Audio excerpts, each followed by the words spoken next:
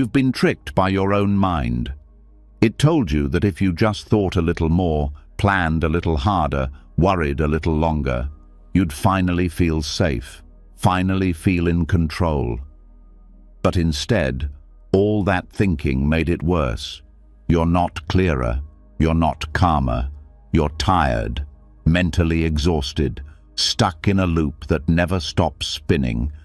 They told you overthinking means you're smart, that being prepared means being safe. But no one told you what it really costs, the sleep you can't get, the peace you've forgotten, the moments you miss because your mind won't stop racing. But here's the truth. Peace doesn't come from solving every problem in your head. It comes from seeing that not every thought deserves your attention, that not every loop needs to be closed. That stillness isn't weakness, it's power. And that's what Buddhism teaches.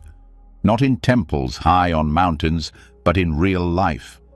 In the breath you've been ignoring, in the silence between thoughts, in the space where overthinking used to live. Tonight, these teachings will do more than help you sleep.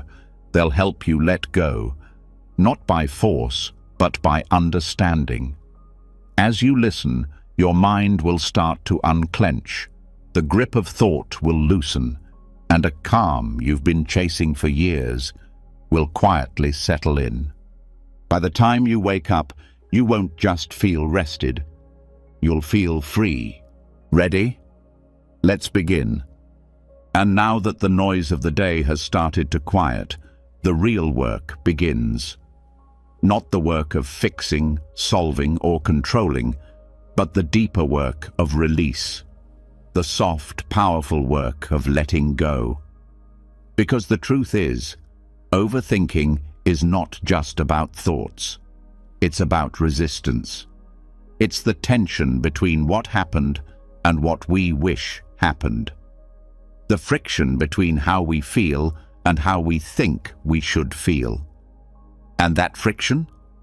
It shows up right here, in the body, in the breath, in the small ways we hold on without realizing it. There's a moment, just before sleep, where the body wants to let go, but the mind doesn't let it. That moment matters, because how you treat this moment determines the tone of your entire night. Do you carry your day with you into sleep, or do you gently set it down? Buddhist breath awareness isn't just about watching air move.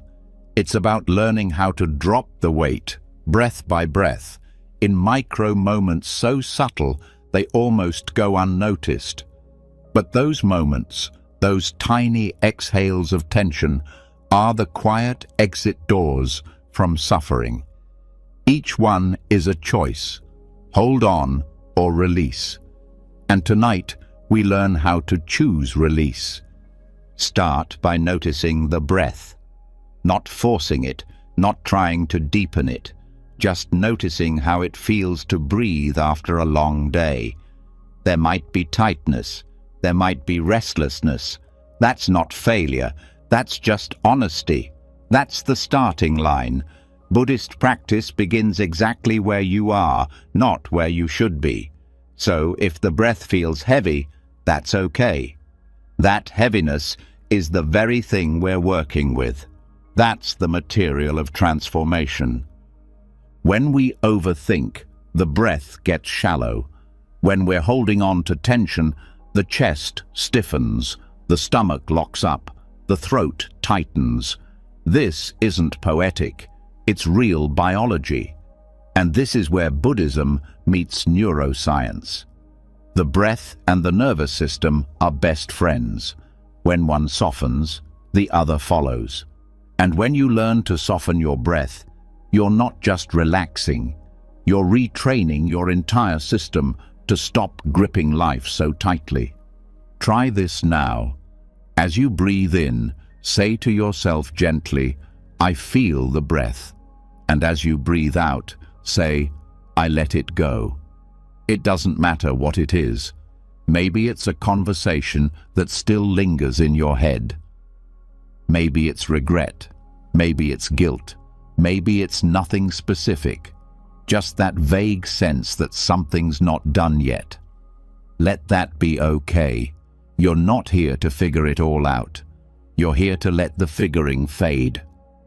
In Buddhist teachings, there's a word, vitakka vikara. It refers to the mental wandering, the constant picking up of thoughts and carrying them like luggage. But you can notice that picking up as it happens, not with anger, not with judgment, just, there you are again. And then, let it pass. The point isn't to force the mind into stillness. The point is to become so gentle with yourself that even the storms lose their power. That's the real stillness, when nothing needs to be forced, because everything is allowed. Letting go is not a grand gesture. It's not standing on a mountain screaming, "I release you," into the wind. No, letting go is subtle. It's silent. It's what happens when you unclench your jaw without even realizing you are holding it tight. It's what happens when you feel sadness and don't immediately try to fix it.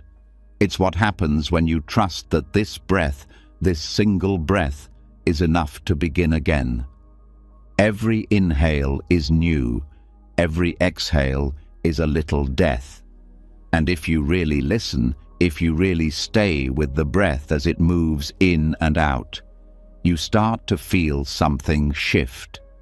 You feel that the breath isn't yours at all. It's not controlled. It's not possessed. It just moves, like life, like time. And in that realization, there's freedom. You don't have to micromanage your own experience. You don't have to rehearse the past or strategize the future. The breath shows you that life moves forward no matter what, even in sleep. The Buddha once said, "Just as a snake sheds its skin, we must shed our past over and over again." But how do you shed something you can't stop thinking about? You start by not reacting to it. When the mind says, "But what if?" you answer with the breath. When it says, "I should have," you answer with the breath. Not with more thoughts, not with arguments, just presence. The breath doesn't negotiate, it just is. You can start to feel the difference between thought and awareness. One is restless, the other is spacious. One loops, the other observes. This is the key to Buddhist breath awareness. It's not about controlling thought, but recognizing its texture. And once you recognize the texture of tension, you begin to loosen your grip on it. You begin to soften your relationship to thought itself. And when you soften, something amazing happens. The breath goes deeper on its own. The body adjusts. The shoulders drop, the stomach releases, the forehead smooths. These aren't just physical changes, they're messages. Your body is telling your mind, "We're safe now." You can stop running. Think about that. How many of your thoughts are just ways of running from something? From discomfort, from uncertainty, from loss, from truth. But the breath teaches you that it's okay to stop. You're allowed to stop. You're allowed to be here, now, without a plan, without a solution, without a goal.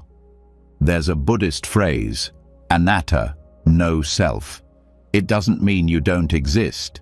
It means the you that's always narrating, judging, planning, comparing. That's not your core. That's just noise. And when you breathe deeply, the noise quiets. And underneath, there's something gentle, something kind, a presence that doesn't need fixing. Letting go isn't erasing the day. It's releasing the idea that it should have been different. The mind holds on to moments like a tightrope walker afraid to fall. But the truth is, there's no fall. There's only landing. Every breath is a landing. Every exhale is a safe return to the ground of now. You don't need to fix the thoughts to fall asleep. You just need to stop reacting to them. You don't need to untangle the whole story. You just need to stop pulling the thread. Thoughts are like bubbles. They pop on their own if you don't chase them. Let the chasing go. Let the mind wander without following. Let the breath be your home. Every time you get lost in a thought, return to the body. Feel the breath in your chest. Feel the air in your nose. Feel your hands where they rest. This is sacred territory, not because it's dramatic, but because it's real. As you do this, you might notice waves of emotion. That's okay. That's normal. When the mind quiets, the heart speaks.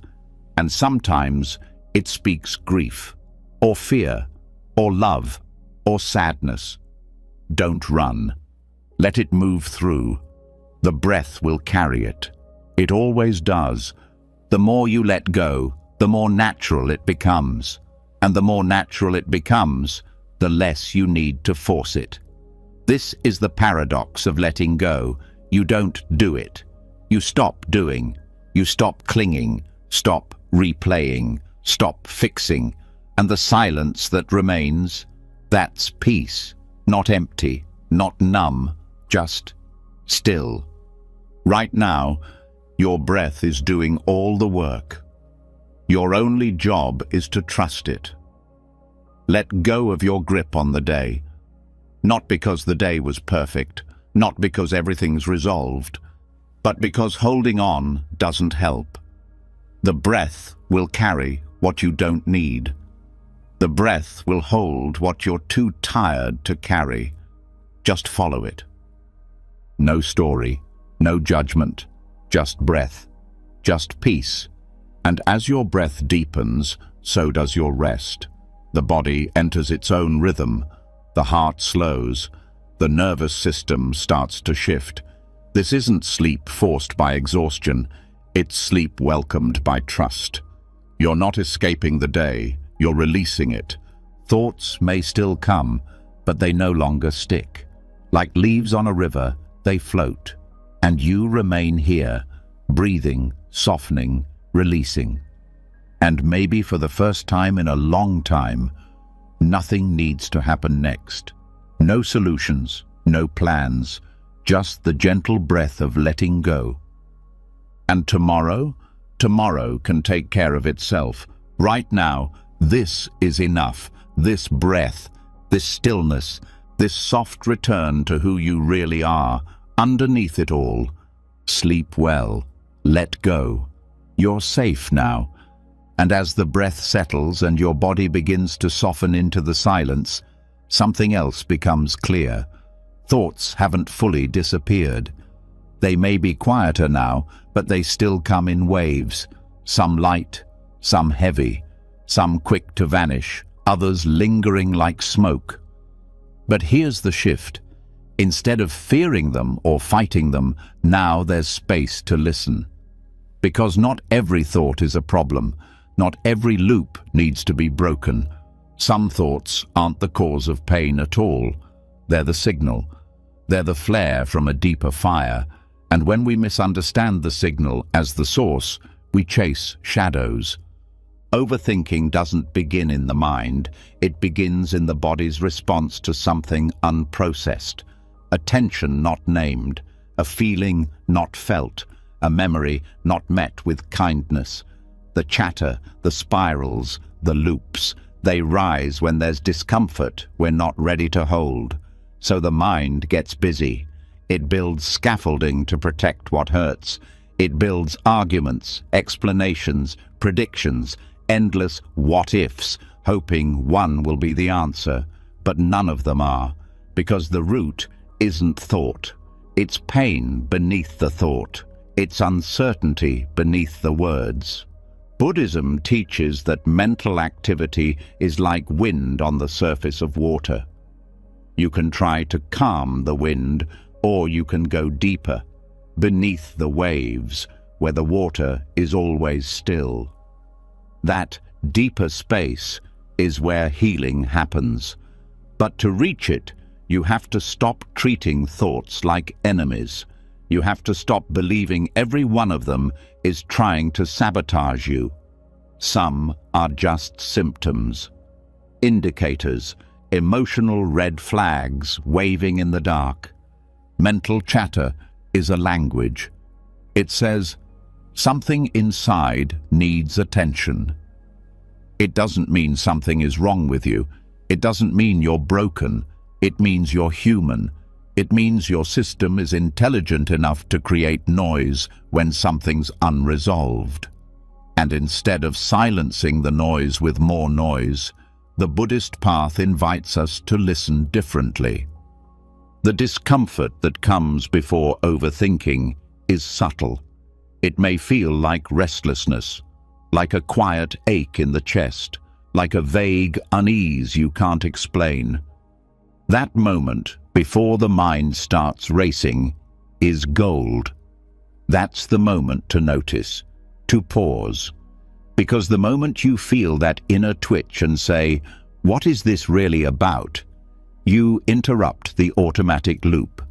You become conscious. And consciousness is the first crack in the wall of compulsive thought. This is not about analyzing the discomfort. That's just another trap.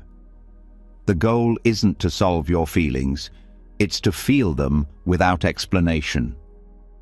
Buddhist meditation calls this direct experience, just sitting with the raw texture of what's arising.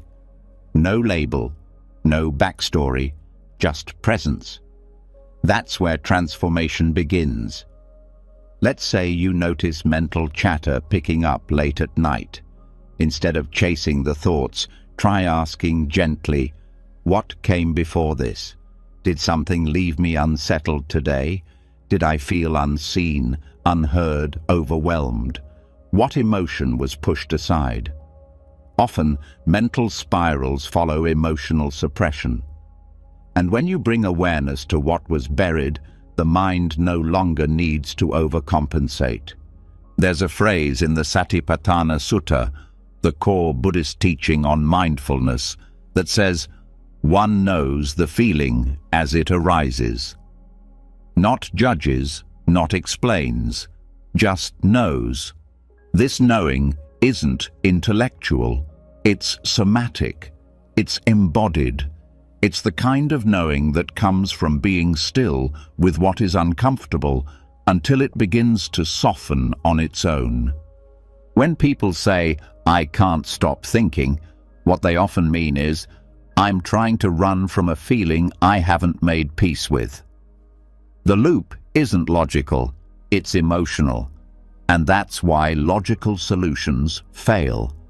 The overthinking continues because the body still feels unsafe.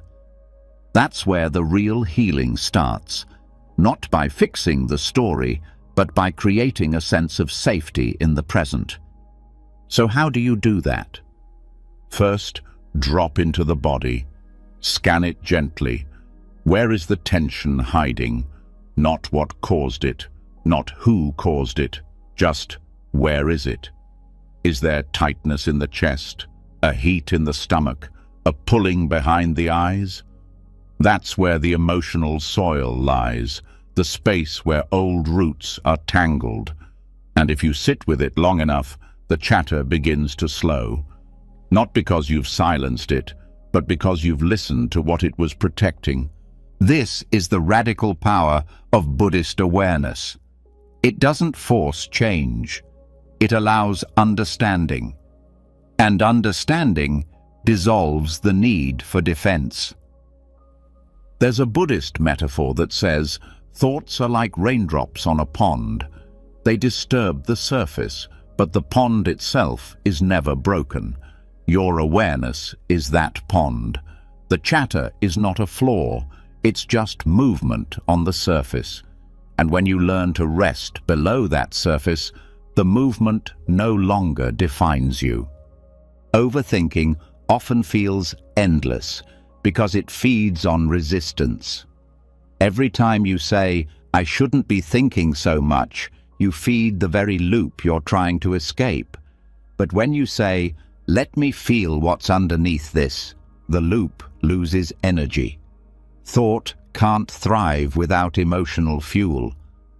Sometimes the emotional root is grief, sometimes it's shame, sometimes it's fear of losing control, and these emotions don't disappear when ignored, they just get louder. That loudness, that's the chatter. And once you tend to the emotion, thought no longer needs to scream to get your attention.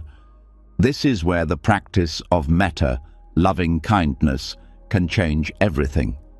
Not because it makes you positive, but because it teaches you how to meet yourself with gentleness. If the emotional root is shame, then attacking your thoughts only grows that shame. But when you say, "Even this I welcome," the cycle weakens. The chatter softens because you're no longer feeding it fear. Even doubt, one of the core hindrances in Buddhist teaching, becomes a messenger. Doubt says, "Are we safe? Is it okay to rest? What if we missed something?"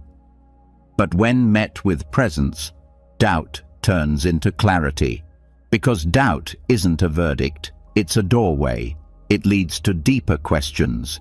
It points you to what needs to be seen. That's why overthinking is not your enemy. It's your teacher. It says, there's something in you that needs love. And if you listen, not to the words, but to the wound, the mind begins to trust that it doesn't need to keep spinning. Some nights, the thoughts will still come. Some days, the loop will return. That doesn't mean you failed. That means you're alive. The goal is not to become a blank slate. The goal is to build a relationship with your inner world so strong, so compassionate, so grounded, that even when the storm comes, you don't lose your center. And this is why Buddhist practice isn't about suppressing thought. It's about changing your relationship to thought. Thought is not the fire, it's the smoke. If you want to clear the air, you have to find where the fire is burning, and when you meet the fire with stillness, it starts to go out, because nothing can burn forever when it's no longer being fed. This is how healing begins, not by force, not by logic, but by tenderness. The chatter doesn't end because you crushed it. It ends because you stopped abandoning yourself, because you turned toward what you feared most and said, "You're allowed to be here, but you're not allowed to run the show." So as you rest now, as your body lays still and your breath flows in and out, let the mind wander without judgment. Let the thoughts rise without grabbing them. And when discomfort appears, don't run, don't label, don't solve. Just stay, just breathe. And let the mind show you what it's been trying to protect all along. Because once you meet that place with presence, the chatter loses its urgency. The signal has been received, the message delivered, and what's left is not silence, it's peace. You're getting closer now, not to the end of thought, but to the end of fear around it. Thought is no longer the enemy. It's no longer the problem. It's just a ripple on the surface of something much deeper, and that depth is you. Let that awareness hold you as you drift. Let it soften the loops. Let it dissolve the noise. This is not just rest. This is repair. This is the stillness underneath all storms. And you're finally home. And now that you've learned how to sit with the discomfort under mental noise, how to stop fighting thoughts and start feeling what fuels them, another door opens. A quieter one. It leads deeper, past what the mind spins and into what the heart has stored. Because once the outer noise begins to fade, something else becomes noticeable, not louder, but clearer. A softer voice that was always there, but kept getting buried. The voice of what was never said, never felt, never grieved, never acknowledged. And that voice is the whisper beneath the noise. This whisper doesn't shout, it doesn't demand. It waits. It waits for silence. It waits for stillness. And when we stop reacting to thoughts, when we stop trying to fix or escape our inner world, that whisper begins to rise. And what it says can't be heard in words. It's felt in the body. It might feel like an ache in the chest, a pressure behind the eyes, a lump in the throat. And it often carries the truth we've avoided. In Buddhist practice, there's a quiet teaching that says, not all suffering speaks loudly. Some of it waits in the corners of the mind, softly pulling strings from the shadows. These are not the thoughts we hear first. These are the deeper feelings underneath them, the ones that twist our decisions, shake our sleep, and confuse our clarity, not because they are loud, but because they are unheard. Sometimes it's grief, not always about death. Often it's the grief of lost parts of ourselves, the moments we betrayed our truth, the friendships that faded without closure, the versions of us we had to abandon to survive. Grief that doesn't weep, it lingers. It shows up as hesitation, numbness, chronic fatigue, and over time, the mind builds layers of distraction to avoid feeling it fully. That's how loops begin, not out of nowhere, but out of protection. Other times, it's fear, not the obvious kind, not fear of spiders or the dark, but the fear of being left, the fear of not being enough, the fear of facing what we've denied. That fear speaks in tightness, in tension, in resistance. It's the reason some people can't sit still, the reason silence feels threatening, the reason the mind stays busy even when life is calm. And then there's craving, deep, hidden longing, not for things, but for connection, for safety, for meaning. Craving not just for love, but to be seen without judgment, heard without being fixed, held without needing to prove anything. Craving like a hunger in the soul, constantly mistaken for goals, achievements, or even relationships. And when that craving isn't understood, the mind races to feed it with substitutes. More thinking, more planning, more, if I just do this, I'll feel better. But it doesn't work, because the craving isn't for change, it's for wholeness.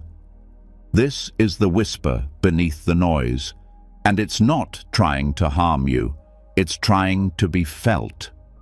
Buddhism teaches that all unhealed wounds ask for attention, not because they want to hurt us, but because they want to be released, and the only way to release them is through full, gentle presence, not analysis, not self-critique, just presence.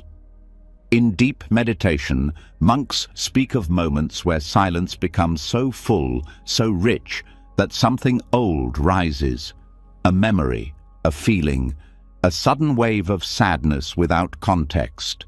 And in those moments, they don't chase it. They don't push it away. They bow to it. They let it pass through like a storm through an open field. You can do the same, not through effort, but through willingness, through staying. When something painful rises in the silence, you don't need to label it. Just feel where it lives in the body. Is it heaviness in the belly? Is it a coldness in the arms? Let the body tell the story the mind can't. Because sometimes the mind forgets what the body remembers. And healing begins when both are allowed to speak. There's a concept in Buddhism called Vedana, the feeling tone. Every experience has it, pleasant, unpleasant, or neutral. The whisper beneath the noise often lives in the unpleasant tone, not because it's bad, but because it's unprocessed. And when you learn to sit with unpleasantness without running, something opens, something softens. Because most of our suffering isn't in the feeling itself, it's in the reaction to it. The whisper might say, "I'm tired," not just physically, but soul deep. Tired of pretending, tired of controlling, tired of carrying the weight of everyone's expectations. That kind of tiredness doesn't go away with sleep. It goes away with truth. The truth that you're allowed to feel everything, even the things that make no sense, even the things that don't look spiritual. Buddhist teacher Pema Chodron once said, "The most fundamental thing we can do for the world is to learn to stay. To stay with ourselves, to stay with what hurts. Not to change it, but to be with it. Because healing isn't in the fixing, it's in the intimacy. And intimacy begins when we listen to what's never been allowed to speak." So how do we hear that whisper? We make space. We stop crowding our experience with commentary. We stop turning every feeling into a problem to solve. We stop filling the silence. And in that empty space, the whisper arrives. It may come as tears.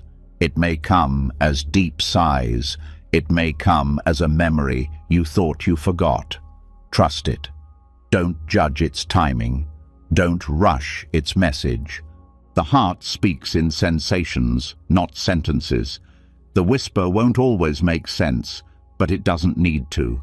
You're not here to interpret it. You're here to feel it, to hold it like a child who's been waiting outside in the cold, unsure if anyone would come. And once it's held, it quiets. Not because you forced it into silence, but because it no longer needs to scream. When you begin to feel this way, honestly, rawly, you start to notice how unnecessary most overthinking really is. Because the mind only races when it doesn't trust the body to feel. And the moment the body is trusted again, the mind rests. This is why in Buddhist practice, awareness isn't just for the mind, it's for the heart, the whole heart, the broken parts, the hidden parts, the parts that still ache for something they can't name. When you include them, the whisper turns into a song, not loud, but beautiful, and it guides you home. There may be times when the whisper becomes overwhelming, when the grief rushes in, when the fear feels too big. That's when you return to the breath, not to escape, but to anchor. The breath doesn't erase the feeling. It supports you in it. It says, "You can feel this and still survive." And if the whisper brings up a truth you've been avoiding about your life, your relationships, your past, that's okay. Let the truth rise without forcing action. Listening doesn't mean you have to fix everything right away. Listening means you let what's real exist without resistance. This is the opposite of how most people live. They fight the whisper. They cover it with noise. They call it weakness. But in truth, it's the core of their wisdom. Because what you avoid holds the key to your freedom. What you push down controls you. What you allow to rise transforms you. Tonight, as your body rests and your breath slows, give permission for what's been quiet to speak. Not with fear, not with shame, with openness, with compassion. This whisper has waited long enough. It doesn't need to be understood. It just needs to be met. Let the voice of your unspoken feelings echo softly through the quiet.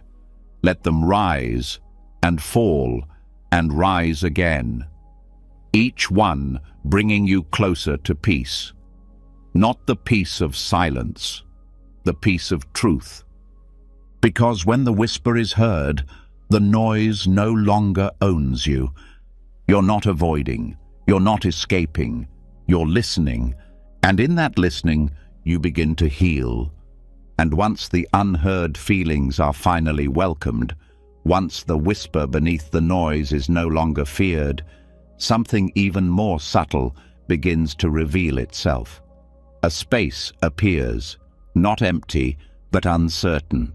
That in-between space where the mind, now quieter, starts to ask its oldest questions, the questions that never got answers, the ones that looped for years, the ones that still whisper, "But why did it happen?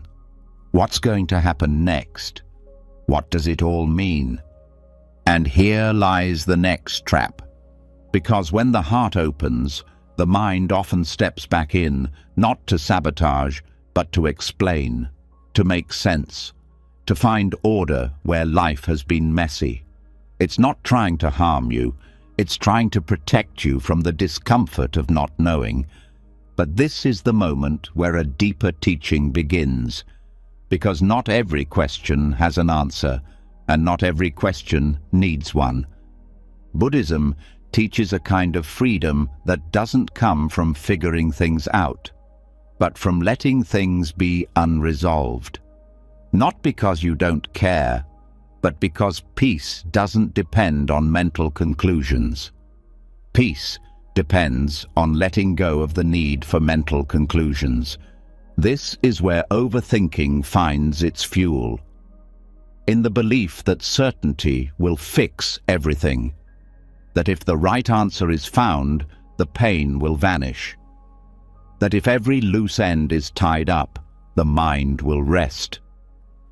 But it's a lie, because the mind doesn't want answers, it wants control, and control doesn't end suffering, it creates more of it.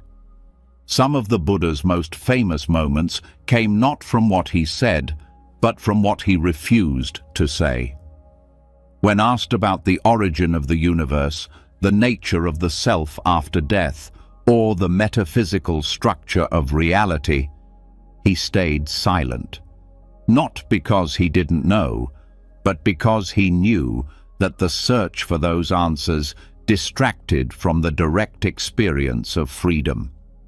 The compulsion to answer every question, he taught, is a form of suffering in disguise.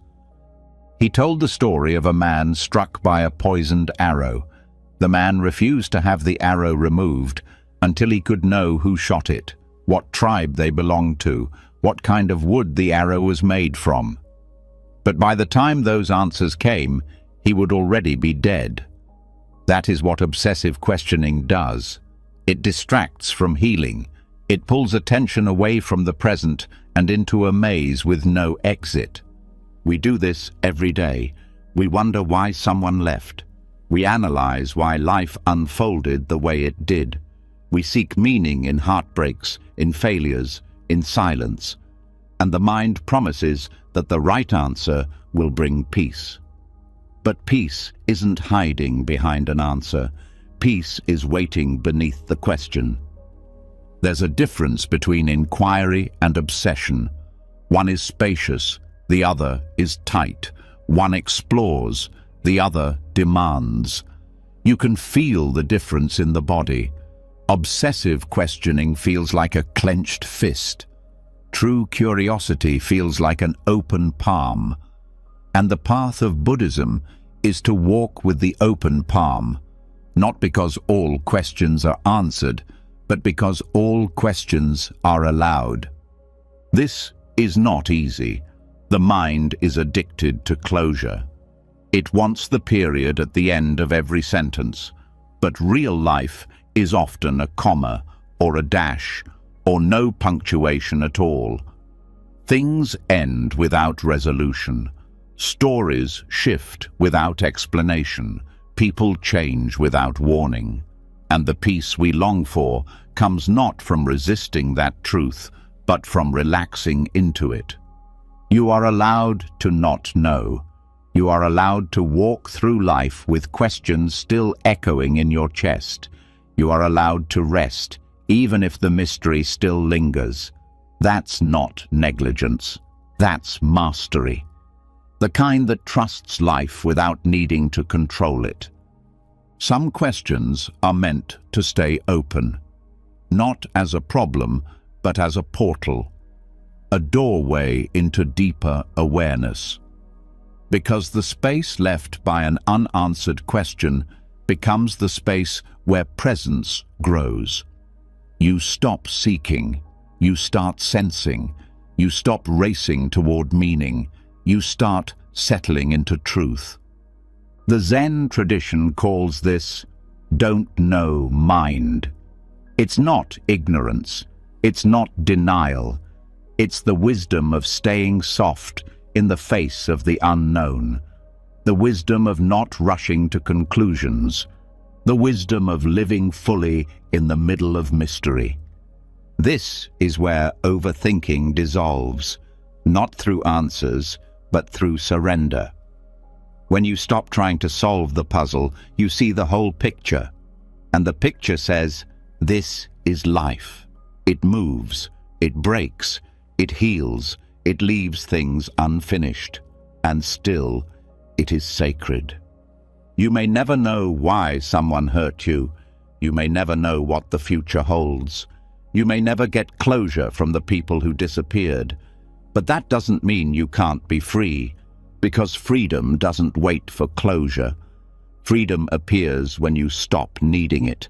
This is where real maturity begins, not in knowing more, but in needing less certainty, in holding space for the unknown without trying to make it known, in letting life be open-ended and still choosing to show up fully.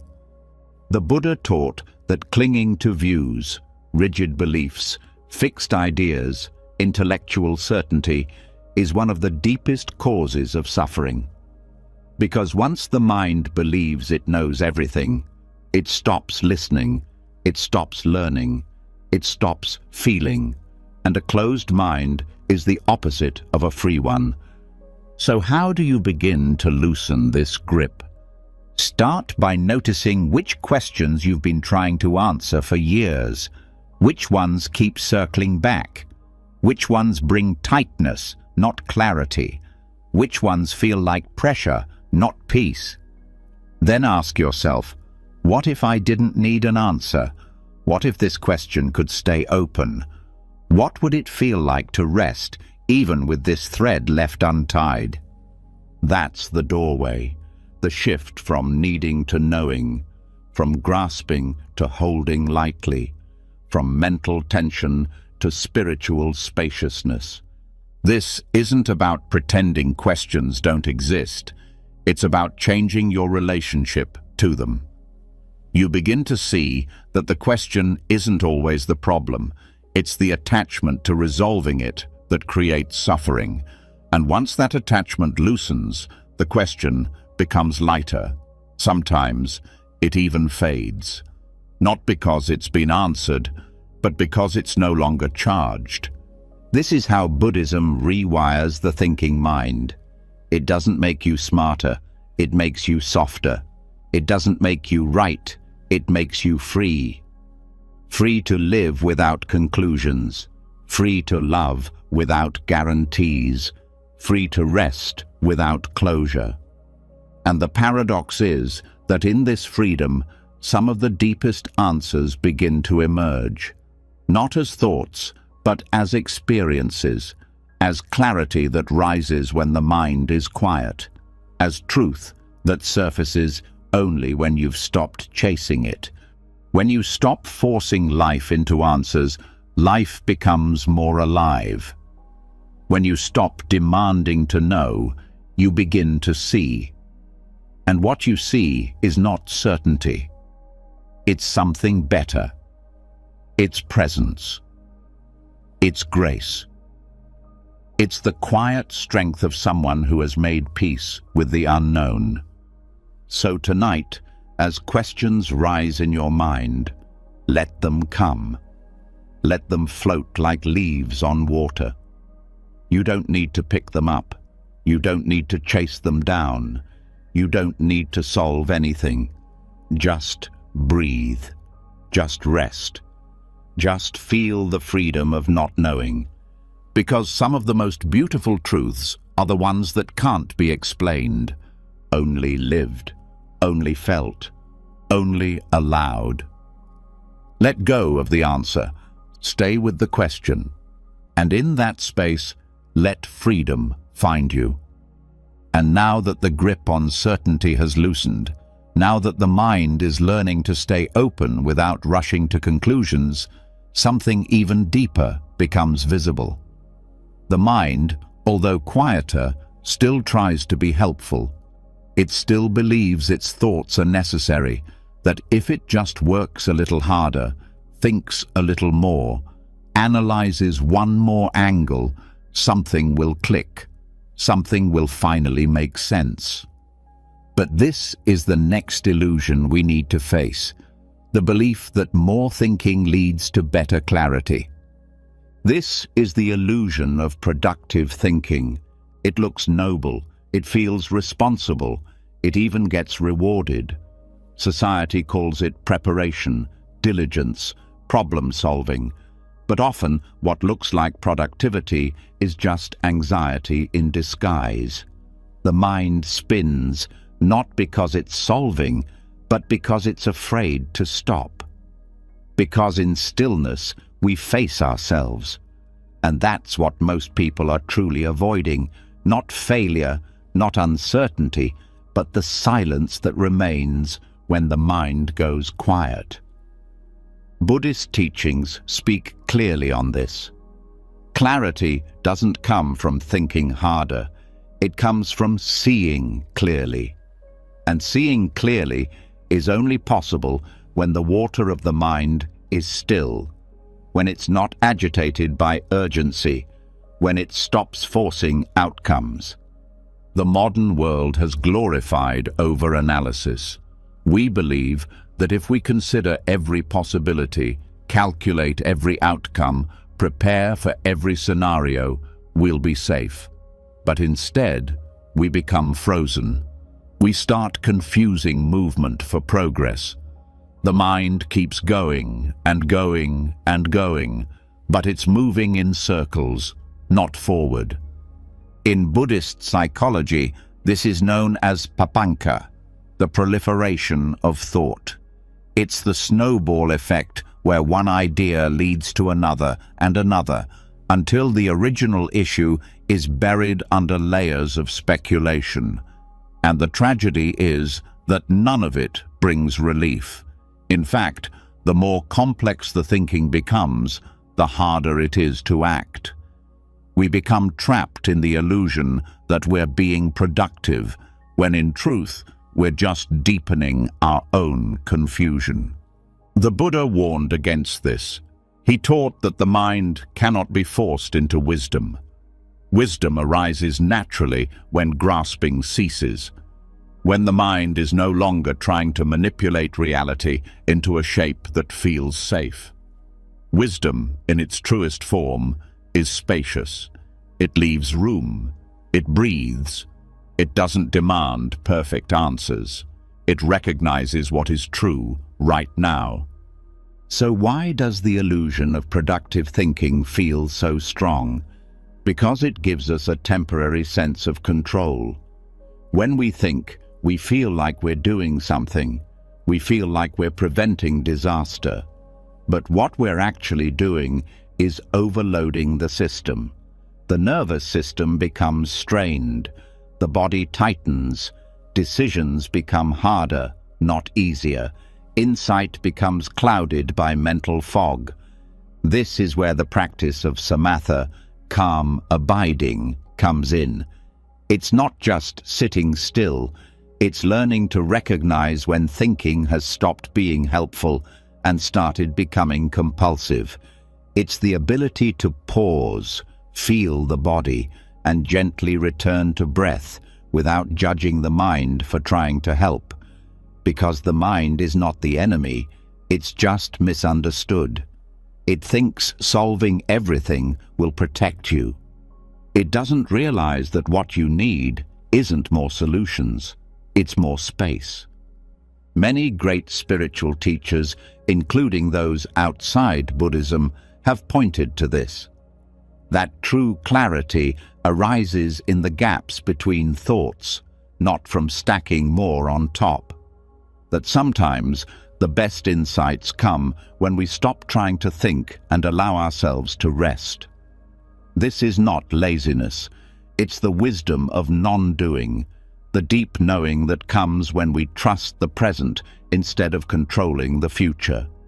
In daily life, this might look like stepping away from a decision instead of thinking it to death. It might mean taking a walk, watching the sky, doing nothing for a few minutes, not as avoidance, but as space-making. When the mind is tense, its answers are narrow. When the mind is relaxed, truth reveals itself. Buddhist monastics often emphasize this kind of clarity. In silence, on long retreats, with no distractions or external input, they find that insight rises without effort, not because they're chasing it, but because they're still enough to receive it. And this is the subtle truth most of us miss. Real solutions often appear when we stop searching. This doesn't mean thinking is useless. It has its place. Strategic thinking, creative thinking, practical planning, these are valuable tools. But the danger comes when the mind believes it is the only tool. When it forgets that awareness, presence and stillness are just as essential, sometimes more. The illusion of productive thinking is also deeply tied to identity. Many people feel valuable when they're thinking. When they're figuring it out, it becomes a performance, a way to prove worth. But worth isn't proven by exhaustion, and clarity doesn't come from mental overwork. It comes from connection to what is real, here and now. Try noticing the next time your mind feels busy, whether it's actually helping. Is it bringing peace? Is it offering real insight? Or is it replaying the same ideas, the same doubts, the same fears in a loop? The mind can disguise fear as productivity. It can call panic planning. It can label stress focus. But the body knows the truth. And if the body feels tired, if the breath feels shallow, if the heart feels tight, then it's not clarity, it's just noise. And that's where mindfulness becomes your greatest ally. Not as a trend, not as a habit, but as a radical choice to pause. To stop believing that more thinking is always better. To sit with uncertainty without filling it with more thoughts.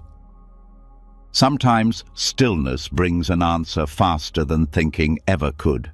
Sometimes walking away brings clarity that analysis couldn't touch. Sometimes just breathing is enough. The mind doesn't believe this, but your experience will prove it if you try. This is not about rejecting the mind, it's about restoring balance. It's about realizing that insight comes through harmony, not force. That mental strain never leads to wisdom, but presence does. And when you start living from presence, everything changes. Decisions become easier, words become clearer, relationships become softer. Not because you thought more, but because you needed less. This is the heart of Buddhist simplicity. Not making life smaller, but making it lighter. Not turning away from responsibility, but learning how to meet it without tension. When the mind lets go of its obsession with control, a different kind of intelligence rises, one that sees with the whole being, not just the head. Tonight, let your thoughts slow, not because you forced them to, but because they've finally been heard. Let your breath deepen, not as a technique, but as a return. Let the body rest, not because it gave up, but because it finally feels safe enough to stop. Productivity has nothing to do with speed, and clarity has nothing to do with pressure. You're not falling behind. You're not failing by stepping back. You're seeing more clearly than ever. Because in the end, what you needed wasn't the next thought. It was the space to finally hear the wisdom that was always there. Let it rise now, not from force, but from stillness. And now that the spell of overthinking disguised as productivity has begun to lose its hold, what remains is something more honest. A quiet realization that much of our suffering doesn't come from what happens, it comes from what we add to what happens. A single moment of pain becomes a whole story. A small mistake becomes a character flaw. One rejection becomes a full-blown identity crisis. And this is where the next teaching waits. An ancient truth that explains why peace often slips away even after the outer problem is gone. Because we're not just experiencing pain, we're firing a second arrow. In Buddhist teachings, the parable of the two arrows is a cornerstone. It's simple, but it changes everything.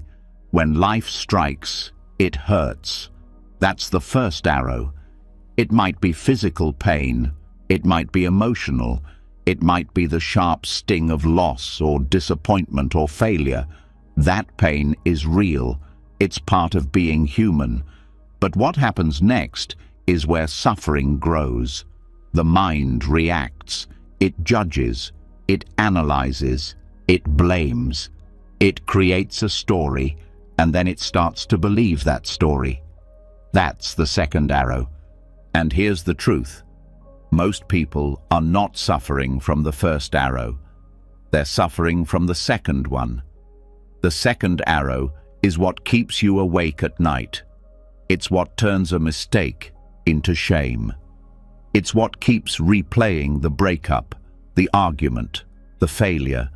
It's what makes you feel like you have to earn your right to be at peace. But the second arrow isn't inevitable. It's a habit. And like all habits, it can be unlearned. When the first arrow hits, the body responds. There's pain, sadness, maybe fear. But it's clean. It's direct. It moves through you like a wave. The second arrow distorts that. It grabs the moment and stretches it. It tells you what it means about you. It paints the future with fear. It pulls in the past like a storm gathering clouds. And suddenly, you're no longer present. You're lost in the echo chamber of thought. The Buddha didn't say we could avoid the first arrow. He never promised a life without pain. But he did say we could stop the second one. That's the path to freedom, not avoiding life, but meeting it without self-inflicted wounds. So how do we recognize the second arrow in daily life? Start by noticing your language. After pain arises, what do you say to yourself? Do you say, "This hurts," or do you say, "This always happens to me"? Do you say, "I'm sad," or do you say, "I'll never be okay"? Do you say, "That was a hard moment," or do you say, "I'm such a failure"? That shift is the second arrow. It's subtle, but it's sharp, and it keeps you stuck. The second arrow isn't just thought, it's interpretation, it's resistance, It's the belief that pain shouldn't be here. And the moment you resist the pain, it tightens, it grows, it multiplies. But when you allow the pain without the added story, it starts to soften. It begins to move. Pain is part of life. Suffering is what we build around it. Mindfulness gives you the space to see this process in real time. A moment happens. Pain arises. And then, if you're present, you catch the moment the mind tries to add commentary. You see the story forming. You hear the judgment starting. And that's the moment you get to choose. Do I follow this thought, or do I feel what's here without interpretation? This is not about pretending pain doesn't exist. It's not about positive thinking. It's about clean contact with reality. It's about letting pain be pain without making it personal, without turning it into identity, without weaponizing it against yourself. When someone speaks harshly to you, the first arrow is the sting of their words. The second arrow is the thought, "They hate me," or "I always push people away," or "I'm not good enough." When something doesn't go your way, the first arrow is disappointment. The second arrow is the spiral, "Nothing ever works out," or "I should have done better," or "I knew this would happen." The second arrow builds a story around the pain, and the story becomes the prison. There's a line from a modern meditation teacher that says, "Pain is a wave, suffering is swimming against it." The second arrow is that resistance. It's the inner fight. It's the refusal to let pain move through naturally, and that refusal creates stuckness. It creates chronic stress. It keeps the nervous system in high alert, even when the threat has passed. So how do we stop firing the second arrow? We learn to pause. When something painful happens, stop. Breathe. Feel the body. Let the raw sensation be felt. Notice the impulse to explain it, to fix it, to analyze it. And don't follow that impulse. Stay with the breath instead. Stay with the tightness. Stay with the ache. Stay with the heaviness, without naming it, without blaming it. Just stay. This takes practice. The mind will try to hijack the moment. It will insist that you need to think it through, that you need to figure out why this happened, that you need to understand. But often, the need to understand is just fear in disguise. It's the mind's way of saying, if I can make sense of this, I'll feel better.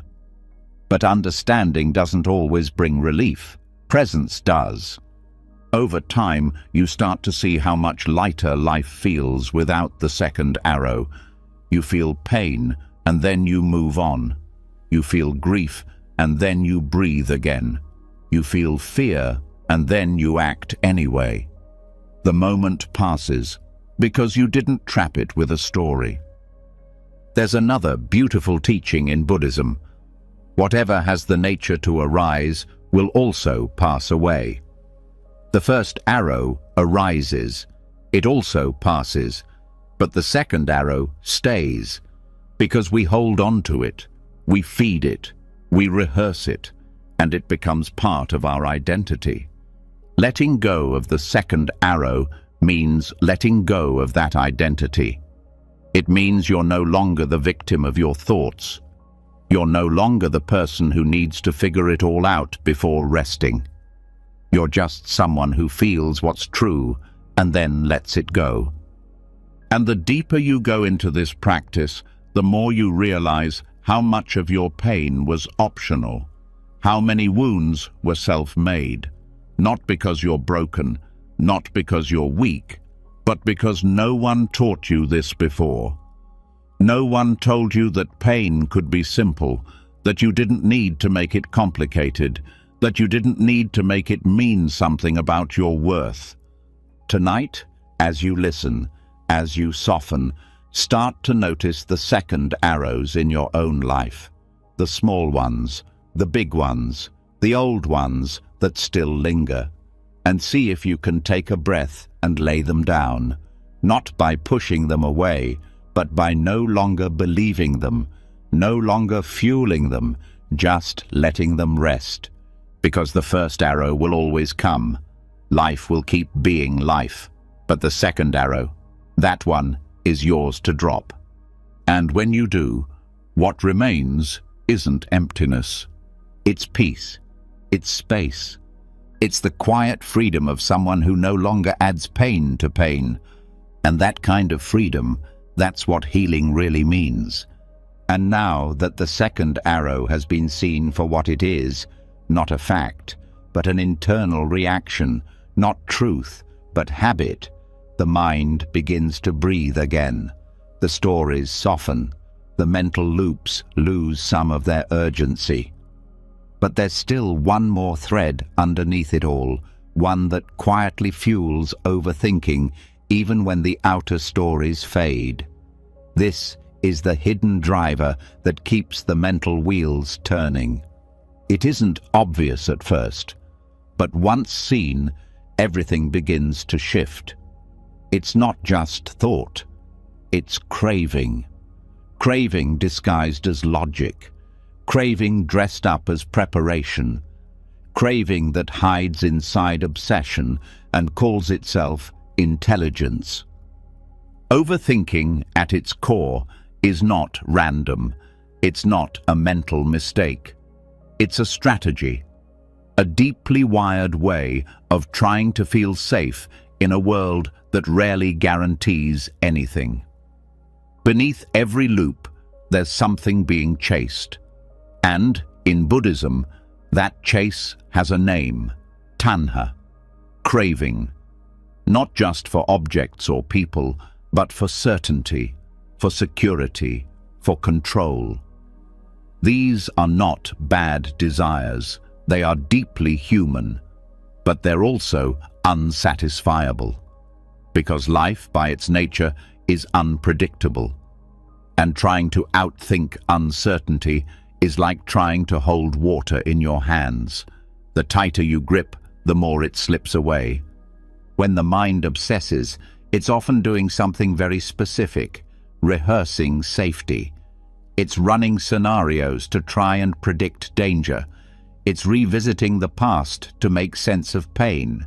It's simulating future conversations or disasters in the hope that, by thinking about it enough, it won't hurt as much when or if it happens. But this is the illusion. The mind thinks it's preparing. What it's really doing is avoiding the present moment where uncertainty lives. Buddhist insight, called prajna, is the wisdom that sees through craving. It's not intellectual knowledge. It's not learned from books. It arises when the mind is clear enough to see the pattern behind its own movements. When you start to notice that your thinking is always reaching toward something it can't quite hold, that's prajna. When you realize that even your most urgent thoughts are just another layer of craving, that's the beginning of freedom. Let's break this down even further. Craving for certainty shows up when the mind cannot sit with not knowing. It tries to answer every possible question. It seeks definite conclusions in situations that are fluid. This craving doesn't accept that people change, that plans fail, that emotions shift. It wants life to be a fixed shape.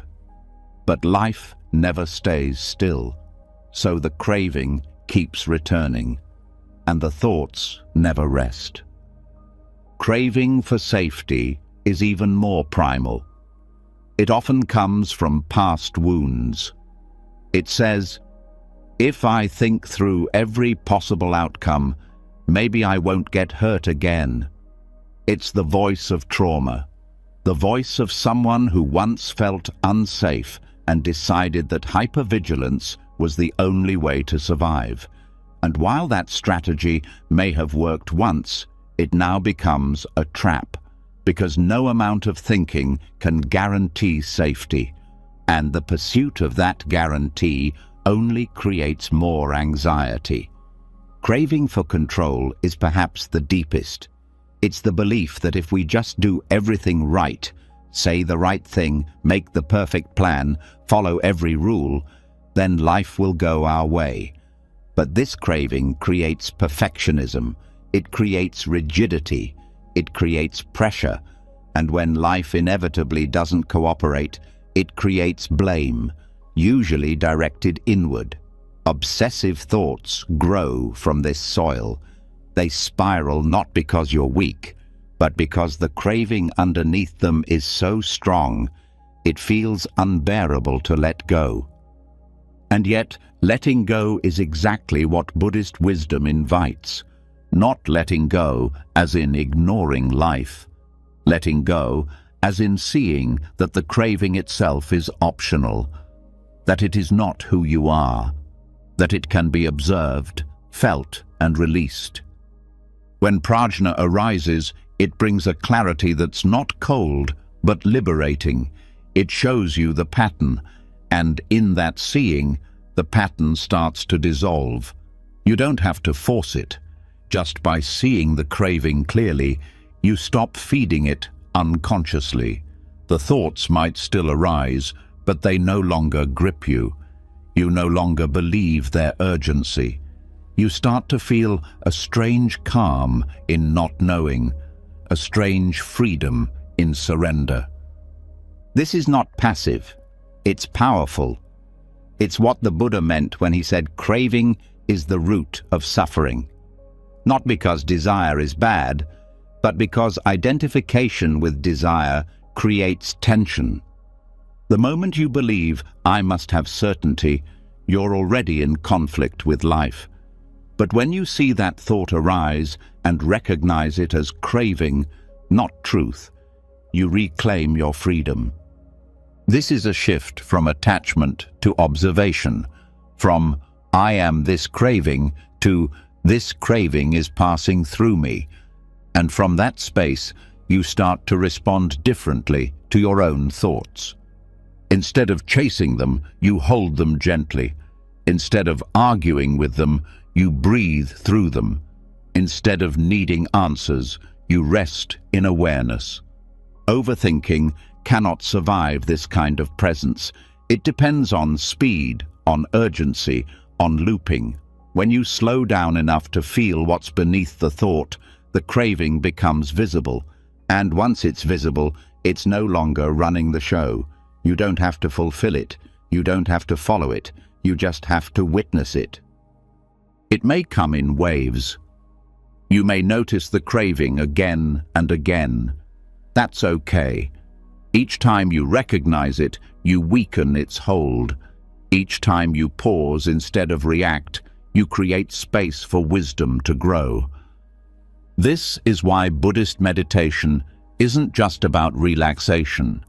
It's about retraining the mind to see clearly, to break the trance of craving, to find peace not by fixing life, but by releasing the compulsive need to fix. You start to trust something deeper than thought, a quiet knowing that you are already whole, that nothing needs to be controlled in order for you to be safe, that peace is not the result of mental effort, it's what appears when craving subsides, and this trust grows every time you don't react, every time you don't reach for a false sense of certainty, every time you let the craving pass like a cloud instead of building your identity around it. So the next time your mind begins to obsess, pause.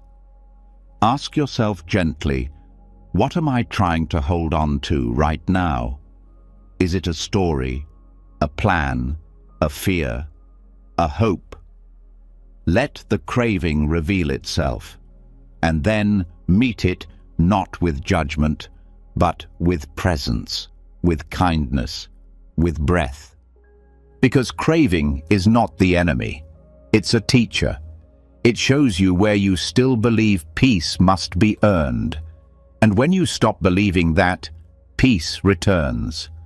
Not because you did something to deserve it, but because it was always waiting underneath the noise. Let yourself feel that now. Let the craving rise without feeding it. Let the thoughts pass without chasing them. Let the mind rest in what it always feared, not knowing, not controlling, not being certain. And watch what happens. The mind begins to settle. The heart begins to soften. The craving begins to dissolve. And in its place, something gentle remains, something steady and clear, not the result of thinking, not the prize of effort, but the quiet gift of seeing through the illusion. That is prajna. That is peace. And that is where you are headed now. And once the craving underneath obsessive thought is seen clearly, not just intellectually, but from the quiet space that's deeper than craving, everything feels a little lighter. The loops begin to slow. The grip begins to loosen. But even with that clarity, something still lingers. Not craving this time, but residue. Residue from years of thinking, analyzing, storing, collecting every moment and every thought like it might be needed later. And this is where another layer of overthinking reveals itself. Not as noise, not as urgency, but as clutter. The mind, like an overpacked room, filled with thoughts that haven't been used in years. There is a kind of mental weight that doesn't come from what's happening now. It comes from everything the mind has kept. Every unresolved story, every unfinished thought, every memory you didn't know what to do with. This is mental hoarding, the habit of keeping thoughts long after they've served their purpose. Not because they're useful, but because letting go of them feels unfamiliar. Buddhist practice looks at this with both honesty and compassion. It doesn't judge the clutter. It understands how it got there. The mind, like a protective caretaker, holds on to thoughts out of fear. Fear that if you forget, you'll be unprepared. Fear that if you let go, something important will be lost. But just like a house packed with things you no longer use, a crowded mind doesn't make you safer. It makes you less able to breathe. Overthinking often hides in this kind of accumulation. It's not always fast-paced or chaotic. Sometimes it's subtle, a low-level hum of mental objects, ideas, memories, judgments, rehearsals, regrets, all sitting in mental corners, gathering dust. And without regular awareness, they pile up. You carry them from year to year, relationship to relationship, moment to moment, until even silence feels loud. Mindfulness becomes the broom, not aggressive, not rushed, just consistent, gentle. It enters the mind and asks a simple question: is this still useful? And if not, can it be released? That's the practice. A slow but powerful clearing of what no longer serves you. Not because those thoughts were wrong, not because those memories didn't matter, but because they've finished their purpose, and the peace you're looking for needs space to move in. Think of how a physical room feels when it's clean, not just organized, but truly open. There's a kind of ease, a quietness in the walls. There's more light, more room to breathe. The mind is the same. When it's clear, it doesn't need to force peace. Peace is already there. But peace can't enter where there's no space. Start noticing what you carry in your mental environment. Old conversations you replay, future events you've mentally rehearsed 100 times, opinions you no longer agree with but haven't questioned in years. These are the mental boxes stacked against the walls of your inner space. And the weight they create isn't just emotional, it's energetic. It slows down presence, it clouds decisions, it hides clarity under piles of what-ifs and what was. Letting go of mental clutter isn't about forgetting. It's about no longer protecting what's already past. It's about no longer keeping thought patterns just because they've been with you for a long time. Some thoughts stay not because they're true, but because they've been repeated. And repetition isn't truth. Repetition is habit. Mindfulness breaks that habit by introducing awareness, by holding each thought gently and asking, "Do I need this now?" Most people don't realize how much of their mental activity is just recycling, reprocessing the same themes, the same worries, the same stories. It's not new thinking, it's hoarded thinking, and that hoarding creates tension. It fills every quiet moment with echoes. Even when you try to rest, something inside stays alert, because the room is still full. This is why deep meditation feels so refreshing. It's not because something magical happens. It's because something unnecessary is finally released. A single session of awareness can be like opening a window in a stuffy room. Suddenly, the air changes. The mind softens. You feel a little more like yourself again, not the self shaped by accumulated thought, but the one that exists beneath it. The deeper teaching here is that thoughts are temporary. They are meant to move. They are not meant to be kept forever. When we start treating thoughts like permanent possessions, we suffer. We try to organize them endlessly. We give them more attention than they need. But thoughts are more like visitors. Some stay for a moment, some for a while, but eventually they all pass, if you let them. Mindfulness teaches you to let them, not by force, not by suppressing, but by observing the whole process. You see a thought arise, you feel its shape, you watch it fade. That alone begins to clean the mind, because the act of observing breaks the pattern of attachment. There's a Zen saying, "Let thoughts come and go, just don't serve them tea." That's the practice. You don't need to invite every mental guest to stay. You don't need to entertain every thought. You can acknowledge it and let it pass. The less you attach, the less residue it leaves, the more space you preserve. Mental hoarding often comes from the fear of not being in control. The mind thinks, if I let this go, what if I need it later? So it stores it. But here's the paradox. Clarity only arrives when you stop clinging. When you trust that the wisdom you need will arise when the moment calls for it, not because you saved it in advance, but because you're present enough to meet it. This is where the analogy of the cluttered room becomes so helpful. When your home is full of items you don't use, it becomes harder to find the ones that matter. The same is true of the mind. When your inner space is crowded with old thoughts, your intuition becomes muffled. Your instincts become harder to hear. The signal is still there, but the noise is louder. Cleaning your mental space isn't about perfection. It's about kindness.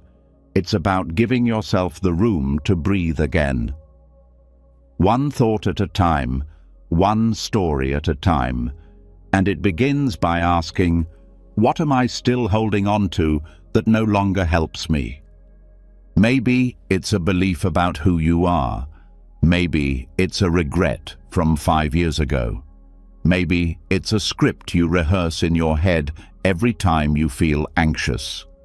Whatever it is, meet it gently, feel it fully, and if it's time, let it go. This practice never ends. Just like physical spaces need regular cleaning, so does the mind. Life will always bring new thoughts, new experiences, new stories. But with awareness, you don't have to keep everything. You don't have to carry what was never yours to begin with. You don't have to store what can be set down. So tonight, let your thoughts be seen, but not stored. Let them arise, but not accumulate. Let your breath be the broom. Let stillness be the open window, and let yourself rest in a mind that is slowly remembering how to feel spacious again. The peace you seek isn't missing. It's just hidden behind too much noise. Too many saved files. Too many unopened boxes of memory and meaning. Start clearing. Start releasing. Not all at once, but gently, consistently, lovingly. And one day, the room will feel so open, so light, you won't just think clearly. You'll feel free. And now that the clutter of old thoughts has started to clear, now that you've seen how much mental weight was never necessary, how much peace was buried beneath what was being held, something subtle begins to surface. Not loud, not urgent, just a quiet sense that beneath all the activity, all the clearing, all the releasing, there's something still, something steady, something that has always been here, waiting. It isn't another thought, it's what's between them. This is the space that rarely gets noticed, not because it's hidden, but because it's quiet. The space between two thoughts. That tiny pause most people rush past without realizing it's the most powerful part of the mind. Buddhism treats this space with deep reverence, because this is where liberation lives, not in the content of thought, but in the stillness that separates one thought from the next. The mind is trained to notice what's loud, to latch on to what moves, to analyze, compare, label, and judge every thought that comes. But the peace you're seeking is not in the thoughts themselves. It's in the absence of thought. That moment when one thought ends and another has not yet begun. That's the doorway, not to emptiness, but to presence, not to boredom, but to freedom. Most people never pause long enough to feel it. The mind jumps from one sentence to the next, filling every second with more noise. But if you slow down, truly slow down, you can start to notice the gaps, like silence between musical notes, like breath between words. It's there, and it's alive. When you start to pay attention to these spaces, a shift happens. You begin to feel that your awareness is not made of thought. It exists independently. It holds the thoughts, but it is not the thoughts. And the more you rest in that space, the less power the thoughts have. Not because you're pushing them away, but because you're no longer confusing them for who you are. This is the foundation of non-identification. The practice of recognizing that you are not your thoughts, you are the awareness that notices them. And the clearest proof of that is in the space between them. That's where the mind takes its hands off the wheel. That's where consciousness breathes. That's where the tension dissolves.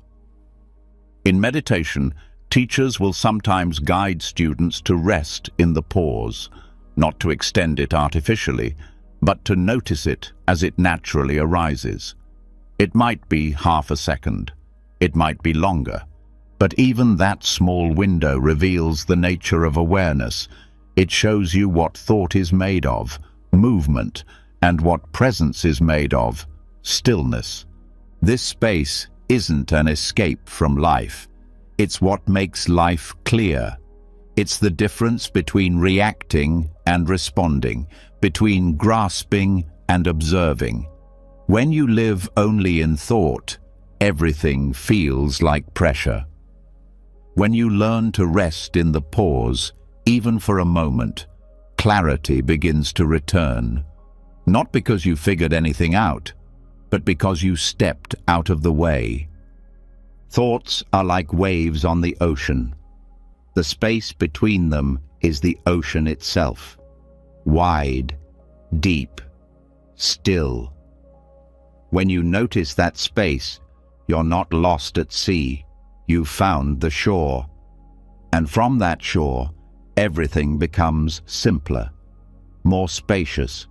Even the most difficult thoughts lose their bite, because they're no longer crowding each other. They rise, and then they fall. And in between, there is silence. But this silence is not emptiness. It is full of presence. It is the part of the mind that doesn't argue, doesn't struggle, doesn't compare. It simply sees. And that seeing is powerful, because it breaks the trance of constant thinking. It reminds you that awareness doesn't need to do anything to be complete. It already is. The more time you spend noticing these pauses, the more natural they become. You begin to trust them, to rest in them. Even during the day, in conversation, in work, in movement, you start to feel the spaces between words, between moments, between actions. And you realize that peace doesn't come from slowing life down. It comes from noticing the stillness that was always woven through it. This is what the Buddha meant when he spoke of liberation. Not some dramatic awakening, not an escape from the world, but a return to the space that has always been free. The space before thought, between thoughts, beneath thought. That's where suffering cannot survive, because suffering is built on stories, and in the space between stories, there is nothing but presence. You might feel afraid to rest there at first. The mind will say it's boring, or meaningless, or that you're wasting time, but that's only because the mind fears what it can't control, and it can't control the space between thoughts, because it doesn't live there. Awareness does.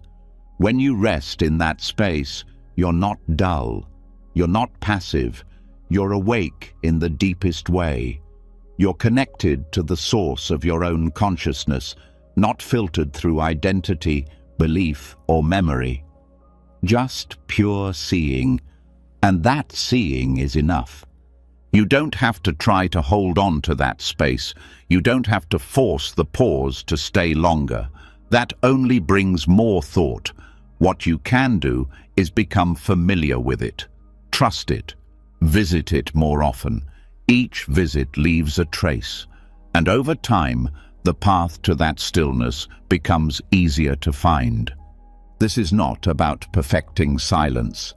It's about remembering it. Not as a technique, but as your natural state. Underneath all the movement, the noise, the thinking, there is this breath, this pause, this moment where thought falls away and awareness remains. And this is the real teaching. You don't have to silence your thoughts to find peace. You just have to see the silence that was always underneath them. And when you do, even your thoughts become less threatening. Because they are no longer happening to you, they are simply passing through. So tonight, as your thoughts begin to slow, start noticing what lies between them. Don't reach for it. Don't analyze it. Just Rest there, in the space that asks for nothing, in the stillness that doesn't need to be earned. Thought will come again. That's okay. Let it. But also let it go. And in that letting go, feel what remains. Not a void, not emptiness, but presence, pure, quiet, free. The space between two thoughts is not a gap, it's a doorway. And now, you've stepped through. And now that the stillness between thoughts has begun to reveal itself, not as absence, but as the most natural home of awareness, something else begins to show. Something more elusive, but just as real. Because even after touching that silence, thoughts return. They always return. But now they look familiar, recycled, repackaged, wearing different masks, but carrying the same emotional tone. It becomes clear that thoughts don't just disappear, they reincarnate. And this cycle, this repetition, is not random. It's samsara of the mind. In Buddhist teachings, samsara is the cycle of birth and death, the endless loop of suffering that continues when craving and ignorance are left unchecked. But samsara is not just about lifetimes. It's happening right now, inside the mind. Each time a thought arises, plays out, fades, and returns in a different form, samsara continues. Not because the world forces it to, but because the mind, left on autopilot, keeps looping through the same patterns. These thought patterns are like echoes. They return because they haven't been fully seen, because they still carry a charge, because something in us is still reacting to them. They may show up as worry today, regret tomorrow, and a self-critical story the next. But if you look closely, the emotional flavor is the same. That's the karmic echo, not mystical, but psychological. The mind keeps responding in the same way, and the same experiences get recreated. This cycle is not punishment, it's momentum. Mental habits build grooves. The more you follow a pattern of thought, the deeper the groove becomes, and soon the mind starts running through those grooves automatically, not because it's wise, but because it's practiced. That's why the same thoughts keep coming back, even after you've dealt with them. It's not that the mind is broken, it's that the pattern hasn't been fully seen with awareness. Not just recognized, but experienced with clarity. Thought reincarnates itself because we keep reacting the same way. When reaction ends, the cycle begins to break. This is where mindfulness becomes your liberation tool. When you bring presence to a familiar thought, noticing how it feels in the body, how it triggers emotion, how it loops, you start to interrupt the karma. You start to respond instead of react. You stop feeding the momentum, and slowly the thought pattern begins to lose energy. This doesn't happen by force. It happens by insight. Buddhist insight, or vipassana, is not about replacing negative thoughts with positive ones. It's about seeing thoughts as they are, without clinging or resistance. It's about feeling the entire life cycle of a thought without adding extra weight to it. For example, a thought like, "I'm not good enough," might appear. If you meet it with more thought, arguing with it, defending yourself, trying to disprove it, you've just created a new version of the same cycle. But if you meet that thought with stillness, with full awareness of how it lands in the body, with curiosity instead of defense, something changes. The thought runs its course. It rises, it passes, and the space between thoughts returns. Most people think they're stuck because their thoughts are too powerful, but in truth, they're stuck because they keep reacting in the same way. The moment a thought appears, they follow it, engage with it, rehearse it. That's what keeps it alive. But if you let it pass, really let it pass, without adding fuel, it begins to lose form. This is not suppression. It's transformation. You're not ignoring the thought. You're not pushing it down. You're meeting it without giving it your identity, without calling it mine. That's the key. The more personal the thought feels, the more power it has. But the more you see it as just another mental event, one of thousands, the less control it has over your state of being. Thoughts that reincarnate often carry the same emotional wound, a fear of abandonment, a fear of failure, a craving for approval. That's why they keep returning. Because the original energy hasn't been held with enough compassion to release. It's not enough to silence the mind. The deeper work is to see what's underneath the repetition and meet it with care. Meditative awareness makes this possible. When you sit in silence and allow thoughts to rise and fall without attachment, you begin to recognize the architecture of your own mind. You see the hidden structures, the recurring themes, the emotional fingerprints left on thoughts that seem different but are fundamentally the same. And when that recognition deepens, the spell breaks. Samsara of the mind is fueled by forgetfulness, forgetfulness of the present, forgetfulness of awareness.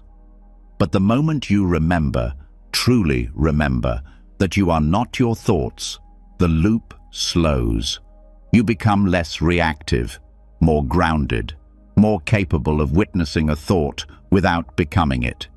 This kind of freedom doesn't look dramatic. It's quiet. It's felt in the pause where you used to spiral. It's felt in the space where you now choose breath instead of narrative. It's felt in the gentle smile that comes when an old thought returns and you realize it no longer holds power. Thoughts will still arise. That's the nature of the mind. But they no longer stick. They no longer reincarnate as anxiety, shame, or panic. They appear and then they dissolve. Because you're not feeding them. You're not building new identities out of old fears. You're not using the mind to solve what only presence can soften. There's a teaching in Buddhism that says, what you cling to, you become. And this includes thoughts. When you cling to certain thoughts, whether they're self-critical or self-important, you shape your inner world around them. But when you release the grip, what remains is something much lighter, something more true. The awareness that sees all thought, but is bound by none. And this awareness doesn't need to fix anything. It just needs to see clearly, over and over. Each time a thought pattern rises, there is a choice. Repeat the cycle or recognize it. And with each recognition, samsara begins to unwind. Not because you fought it, but because you stopped believing it was all there was. You might notice familiar thoughts still trying to pull you in. That's okay. That's expected. But you don't have to react the way you used to. You can pause, breathe, feel the body. Watch the thought move through like weather. No longer an identity, just a cloud, just a ripple, just energy. This is what breaks the reincarnation of thought, not resistance, but awareness, not analysis, but spaciousness. When you allow the thought to live and die without building a new version of it, the pattern fades, slowly, then suddenly, and the mind begins to feel new, not because it stopped thinking, but because it stopped clinging.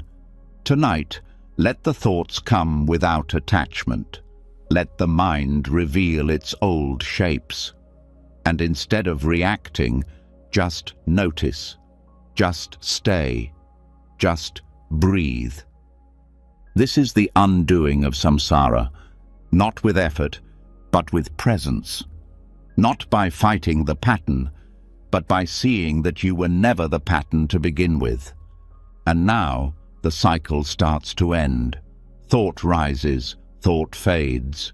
You remain free. And now that the reincarnating loops of thought have been brought into the light, not with judgment, but with clarity, it becomes easier to feel something else beneath them, something less mental, more physical. As the mind begins to let go of its grip, what's been quietly held in the body starts to show itself, not as new thoughts, but as sensations, tightness in the jaw, pressure behind the eyes, a subtle clenching in the belly. This is the moment to understand that the mind never suffers alone. Every mental storm has a physical echo, and that echo, unless felt, becomes its own source of tension. There is a bridge between the mind and body that few people ever cross. They think of thoughts as one thing and the body as another, but Buddhist practice says otherwise. It shows that mental overactivity and physical contraction move together like two ends of a single rope. When one tightens, so does the other. When one releases, the other softens too. And that's why understanding this connection isn't just useful, it's essential. Because the loops that the mind runs often survive because the body stays clenched. And when the body is ignored, the thoughts don't fade. They fester. Overthinking rarely happens in a relaxed body. It happens when the shoulders creep up without being noticed, when the breath shortens, when the hands fidget, when the legs feel restless. These are not just side effects. They are signals. The body is trying to say, there's too much holding, too much effort. But most people don't listen. They stay in their heads, trying to think their way out of thinking, and the loop continues. Buddhism invites something radically different, awareness of the whole system. It invites presence, not just in the breath or the mind, but in the muscles, the bones, the heartbeat. It teaches that if you want to untangle obsessive thoughts, you need to look at what the body is holding on to. Because sometimes it's not the thought that keeps returning. It's the tension the thought left behind. Physical tension often becomes the new baseline. People live with tight jaws, locked hips, frozen shoulders, and don't even notice. But these areas become storage units for unresolved mental pressure. Every time a thought arises that feels threatening, something uncertain, unfinished, unwanted, the body reacts. It prepares, it braces, and over time, it forgets how to let go. The Buddha often spoke about sati, mindfulness, not just as awareness of thought, but awareness of body. Because without including the body, the practice stays incomplete. And in this teaching, embodiment becomes the medicine. It becomes the access point to healing spirals that thought alone can't reach. You begin by scanning the body gently, not as an exercise, but as a listening. You feel into the chest, the neck, the stomach. You don't try to change anything. You don't force relaxation. You simply notice what's already there. And what's already there is often a map of your stress. A quiet outline of where the mind has been working over time. When this awareness deepens, you start to see patterns. Certain thoughts always bring a clenched jaw. Certain memories tighten the shoulders. Certain worries contract the gut. And instead of trying to change the thoughts, you begin working with the sensation. You soften the jaw. You lengthen the breath. You rest the hands. And slowly, the thought begins to lose momentum. This is the two-way bridge. The mind affects the body. The body affects the mind. And if one side can't let go, the other can't either. This is why relaxation isn't a luxury. It's a requirement. Not just physical rest, but deep, intentional release of tension that the body has been carrying for too long. Even subtle changes can shift everything, letting the shoulders drop while exhaling slowly, releasing the belly instead of holding it tight, feeling the weight of the legs fully supported by the floor. These moments don't seem like much, but they interrupt the loop. They remind the nervous system that it doesn't have to be on guard, that it's safe now, that thinking can slow because the body is no longer reacting. This is not about controlling the body, it's about coming home to it. Many people live above the neck, completely disconnected from what's happening below. But Buddhist embodiment practice teaches full presence. It teaches you to live in your body with the same attention you give your thoughts. Noticing the temperature of your skin, the heaviness or lightness of your limbs, the rhythm of your heartbeat. These are not distractions, they are anchors, and they bring the mind back to now. There is a concept in somatic mindfulness called interoception, the ability to feel what's happening inside the body. When this sense is developed, the entire experience of thought changes. Because now, each thought has a physical fingerprint. You begin to notice, when I think this way, my body does this. And instead of trying to wrestle with the mind, you work with the body. You calm the system from the inside. Even the breath, the most basic bodily function, becomes a guide. Shallow, rapid breathing usually signals mental agitation. But when the breath deepens, not by force, but by awareness, the mind starts to follow. There's a reason the Buddha returned to the breath again and again. It's not just spiritual, it's biological. The breath is the thread that connects mind and body. And every time you follow it fully, you cross the bridge.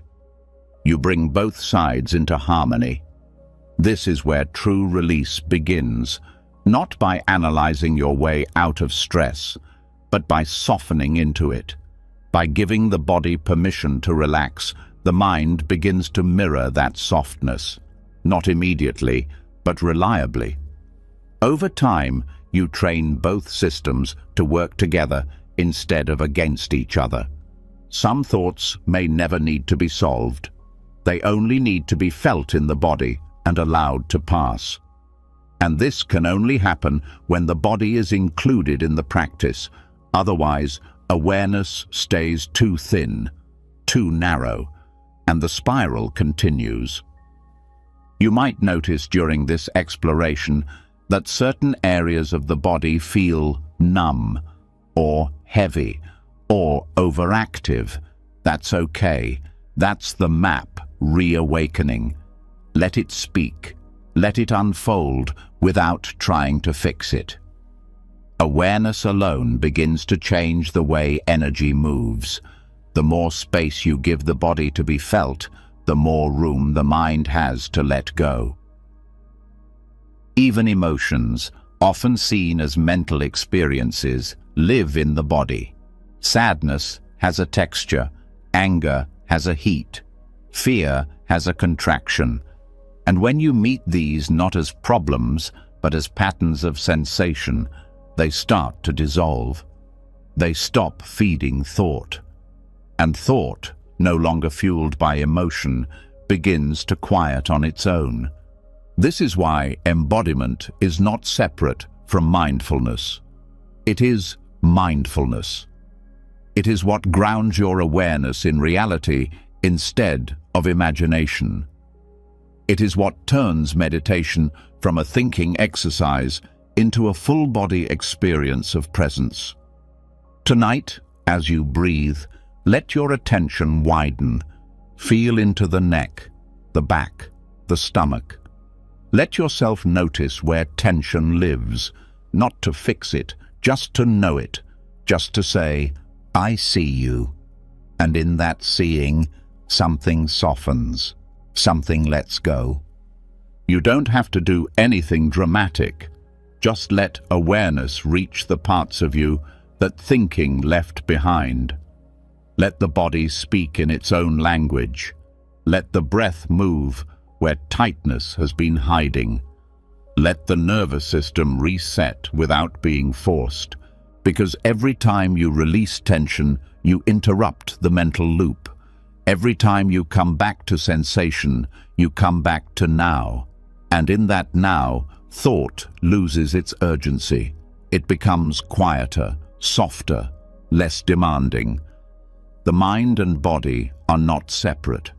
They're a single experience, moving together. And when one heals, the other follows. So tonight, as you rest, let them walk across the bridge toward each other. Let the breath be the path. Let presence be the meeting point. Let tension unravel not as a task, but as a gift. And in that gift, you return to wholeness. You return to peace. You return to yourself. And now that the tension stored in the body has started to melt under the warmth of full attention, now that the bridge between thought and sensation has begun to open, a different kind of awareness starts to surface. It isn't located in the body, it isn't made of emotion, it's made of language. The quiet but constant voice that explains, comments, and evaluates everything, the inner narrator. It's always there, even when the body is still, and it doesn't speak with breath or heartbeat, it speaks with identity. This voice is often mistaken for truth. It says, "This is who I am," and we believe it. It says, "This is what's happening," and we don't question it. It narrates every moment like a movie, casting you as the main character in a personal story that must always be explained, justified, controlled. And though this voice sounds like intelligence, it is not awareness. It is habit. It is the conditioned self giving running commentary on every thought, feeling, and experience, not to bring clarity, but to maintain its illusion of control. This narrator was not born with you. It was built over years, out of memories, labels, fears, and social expectations. Its job is not to observe life, but to script it. It keeps the ego alive by keeping a story running. Even when silence is present, it wants to fill it. Even when there is nothing to solve, it starts solving anyway. That's why it doesn't stop. Because stopping would mean facing what exists beyond the story. And that, for the narrator, is terrifying. In Buddhist thought, this voice is part of the false self, the one made of mental formations. It isn't you, it's the accumulation of conditioned identity, held together by the glue of narration. The more you identify with this voice, the more trapped you feel in its rhythm. The voice judges, it compares, it replays conversations, it imagines future disasters, and it disguises itself as you. So, you rarely notice how automatic it is. The first step is not to silence it. The first step is to see it, to hear it without being pulled into it. To realize that it's speaking, but that you don't have to answer. The voice might say, "You should be doing more," but you don't have to move.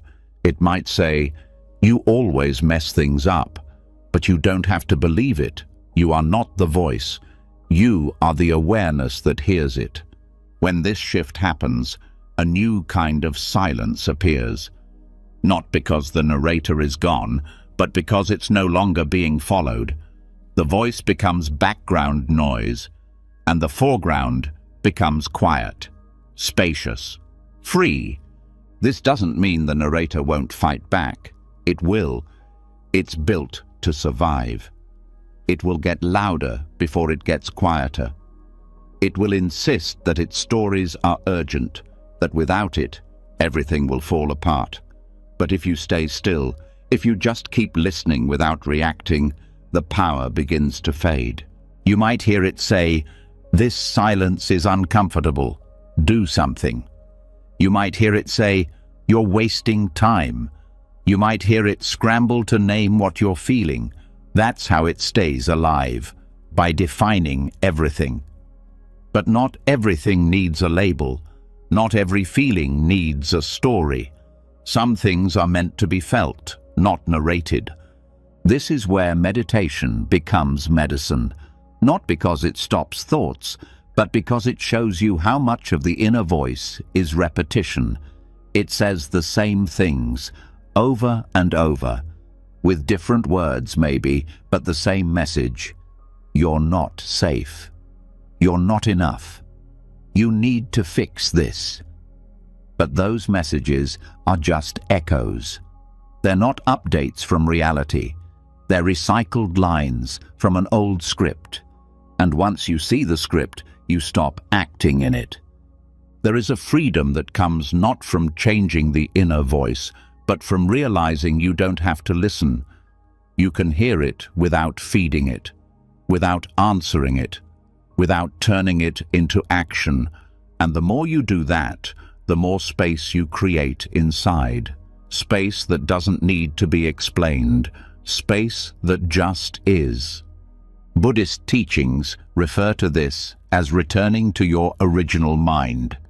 The mind before thought, before story, before narrator.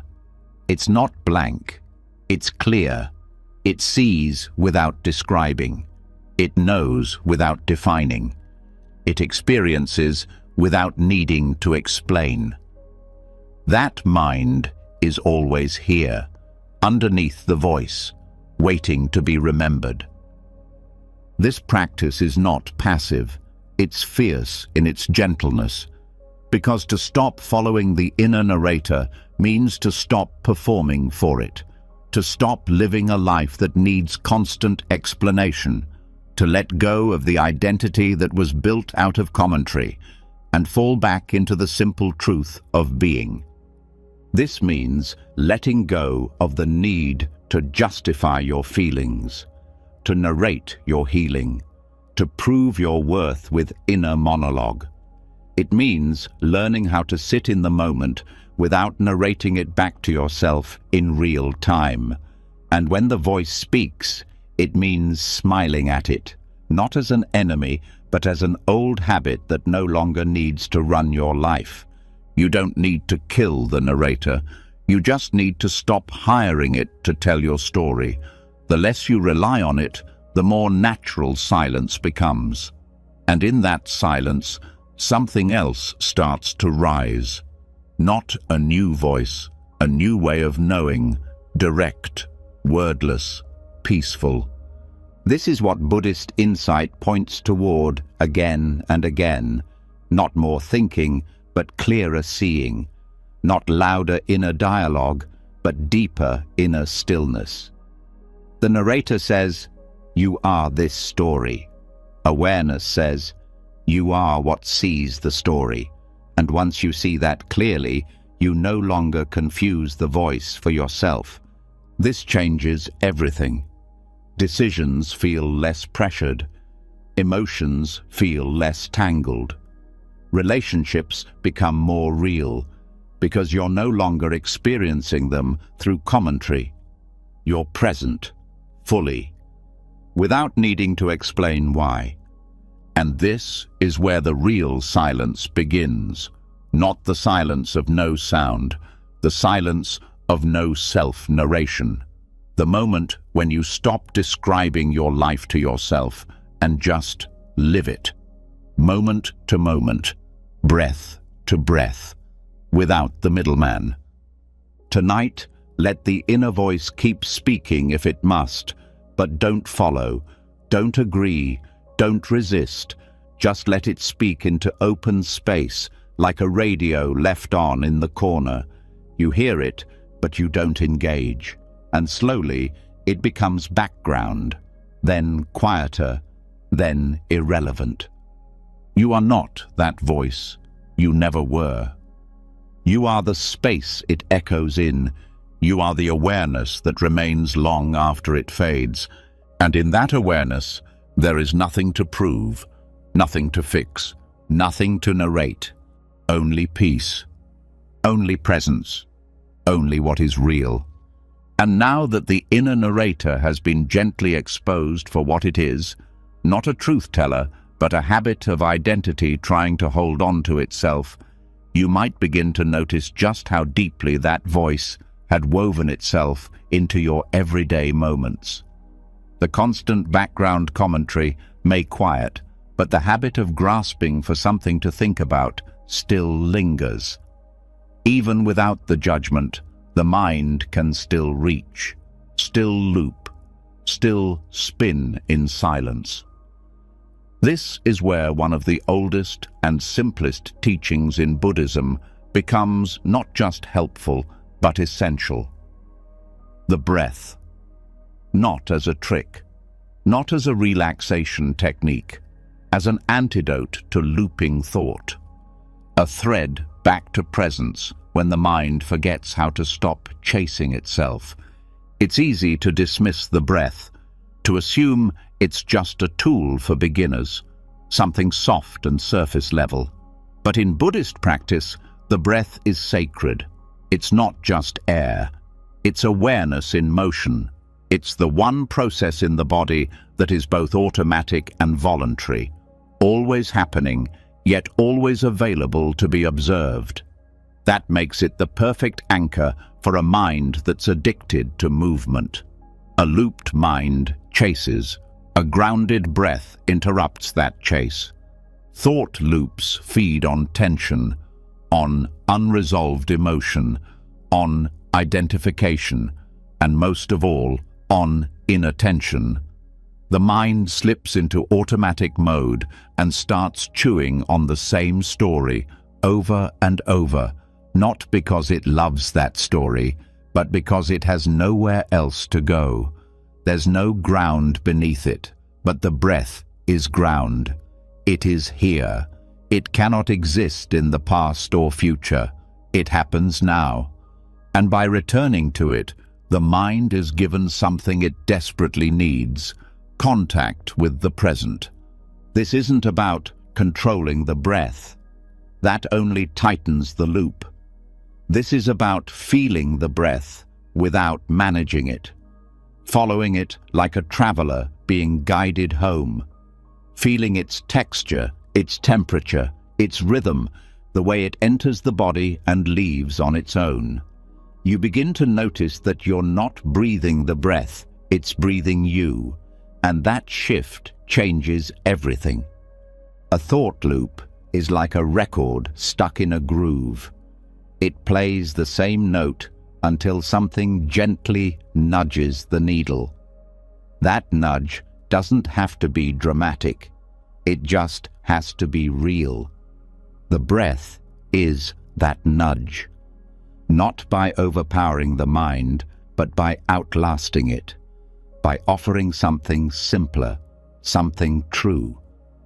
There is something deeply soothing about the breath when it's truly felt, not noticed for a second and then abandoned, but felt in every part of the inhale and every part of the exhale, because within each cycle is a complete meditation. The breath rises, the breath falls. It is born, it dies, it begins again. This is the mirror of life itself, and when the mind tunes into that pattern, it starts to match the rhythm. Thought becomes less urgent, less repetitive, less sharp. This is not a distraction, it's not an escape. It's a return, a soft remembering of what presence feels like without needing thought to define it. And when the mind starts spinning again, you don't need to resist. You don't need to analyze. You just come back to the breath, again and again and again. Buddhist masters have long said that if you can stay with a single breath, just one breath, from beginning to end, without interruption, you will touch reality as it truly is. That may sound simple, but it's radical, because most minds have never fully followed a breath in their entire lives.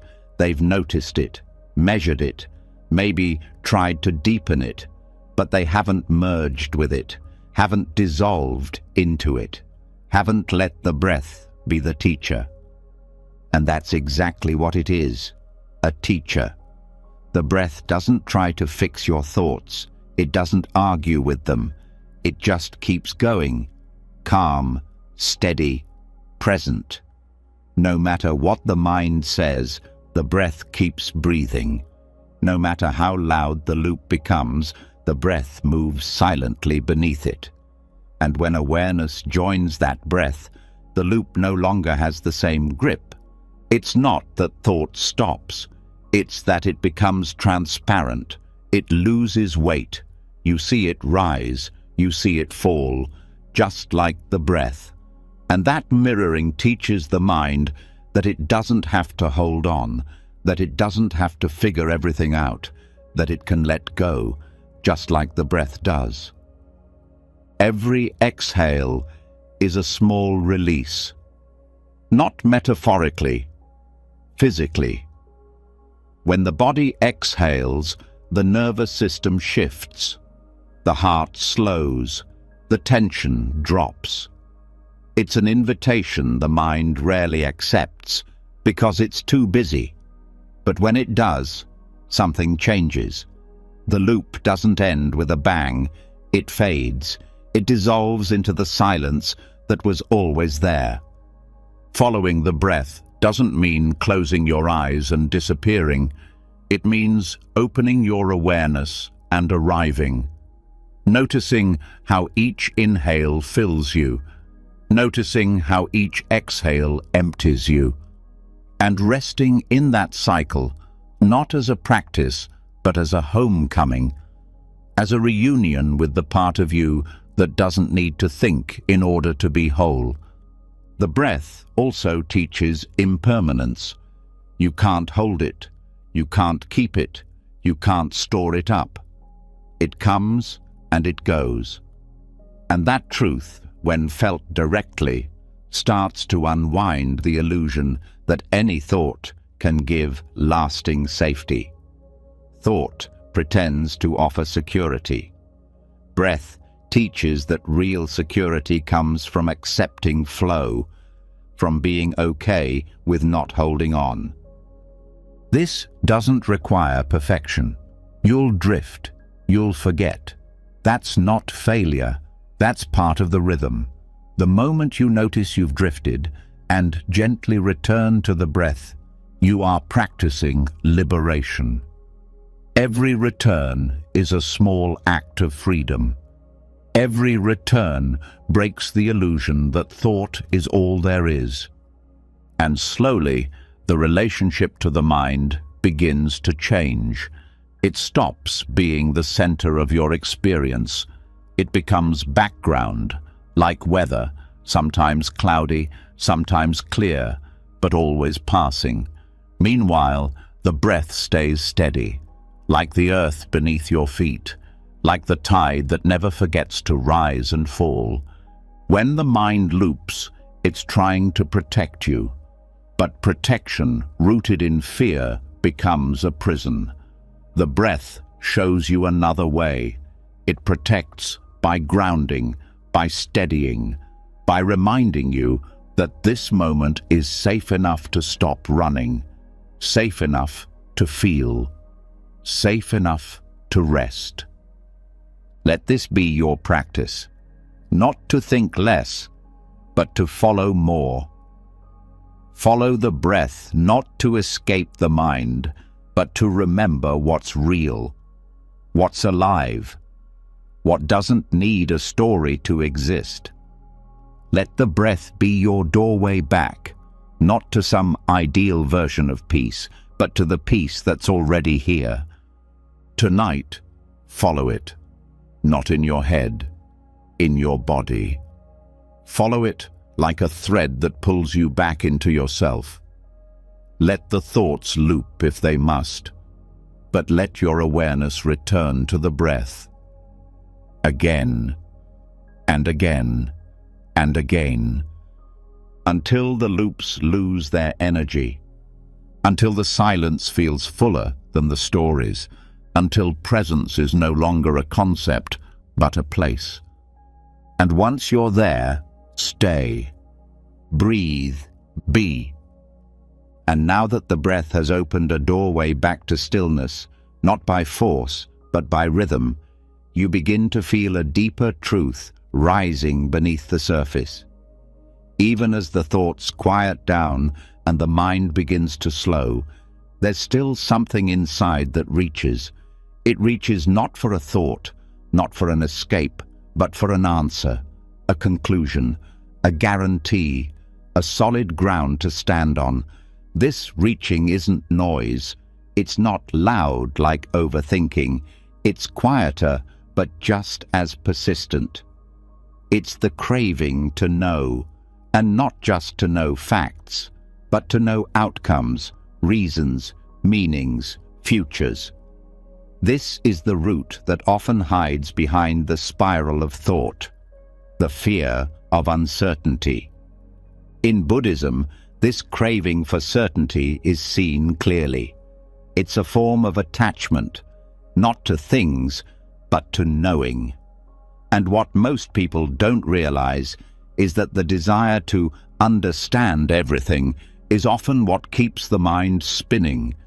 Not because understanding is wrong, but because the attachment to understanding turns the mind into a prisoner of its own questions. The world trains people to believe that knowing is safety, that if you just know enough, plan enough, learn enough, think enough, you can prevent suffering. But reality doesn't work that way. Things still fall apart. People still leave. Feelings still shift. Life still moves in unexpected ways. And when the mind refuses to accept this, it begins to overthink, not to process, but to protect. This need to know becomes its own burden. You start replaying conversations not because you enjoy them, but because you're trying to decode them. You analyze future scenarios not because you can change them, but because uncertainty feels unbearable. The loop isn't fueled by thought itself, it's fueled by resistance to the unknown. Buddhist wisdom doesn't ask you to reject knowledge. It asks you to release your dependency on it. It teaches that the deepest peace doesn't come from what is known. It comes from the ability to be with what is unknown, to rest in a space where answers haven't yet arrived and may never come, and to not feel threatened by that. The Buddha himself refused to answer certain metaphysical questions, not because he didn't have insight, but because he knew those questions were rooted in the craving for control. And craving, no matter what form it takes, leads to suffering. So instead of offering answers that soothe the surface, he offered a path that dissolves the need for answers altogether. That path begins with presence. Presence is not just awareness of what's happening, it's awareness without needing to name it. It's a tension that doesn't demand clarity. Most people mistake peace for understanding. They think, once I figure this out, I'll be free. But freedom doesn't wait at the end of a solved problem. It's available right now when you stop demanding that the problem be solved. This shift changes everything. You start to see that your questions are not the issue. It's your urgency for answers that keeps you from peace. You don't need to resolve the past. You don't need to predict the future. You need to sit in the space in between, where truth isn't a conclusion, but a presence. There is a kind of courage required to stop trying to know everything. It's the courage to let go of the safety blanket of analysis, to stop pretending that if you just think hard enough, life will become predictable. Buddhism calls this courage wise not knowing, not ignorance, not confusion, but a deep, calm acceptance that life doesn't owe you certainty. And in that acceptance, overthinking begins to fade. Not because you stopped thinking, but because you stopped expecting your thinking to fix what only presence can hold. Thoughts will still arise. Doubts will still whisper, but they no longer carry the same weight. You start to feel the difference between a question that arises naturally and a question born from fear. The first is a doorway to insight. The second is a wall built against discomfort. When you stop feeding the need to know, something beautiful happens. Curiosity returns. Not the anxious curiosity that demands answers, but the open curiosity that explores without clinging. You become a witness to life, not a controller of it. And that witnessing allows wisdom to emerge on its own, in its own time. There is a teaching that says, the clear mind does not seek to clarify. It means that clarity is not a product of effort. It's a natural state that arises when effort drops. When the clouds of craving lift, the sky of understanding is already there. You don't need to create peace. You need to stop covering it with questions you were never meant to answer. This is especially important in moments of emotional confusion. When grief comes, when change hits, when someone says something that leaves you unsure, the mind rushes in to interpret, to find meaning, to build a story. But often, that story isn't healing. It's just distraction. The real healing begins when you can feel the emotion fully without needing to name it. When you can say, I don't know what this means yet, and that's okay. Even in relationships, the cost of certainty shows up. You want to know what someone feels. You want to define what's happening. You want to label the connection, the distance, the silence. But some things don't fit into words. Some experiences are meant to be lived, not dissected. When you drop the need to define them, you finally get to feel them. Overthinking thrives on the illusion that knowledge is control.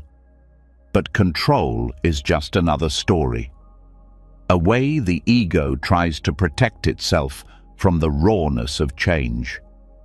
When you stop needing control, you stop clinging to thought. You stop building fortresses out of logic.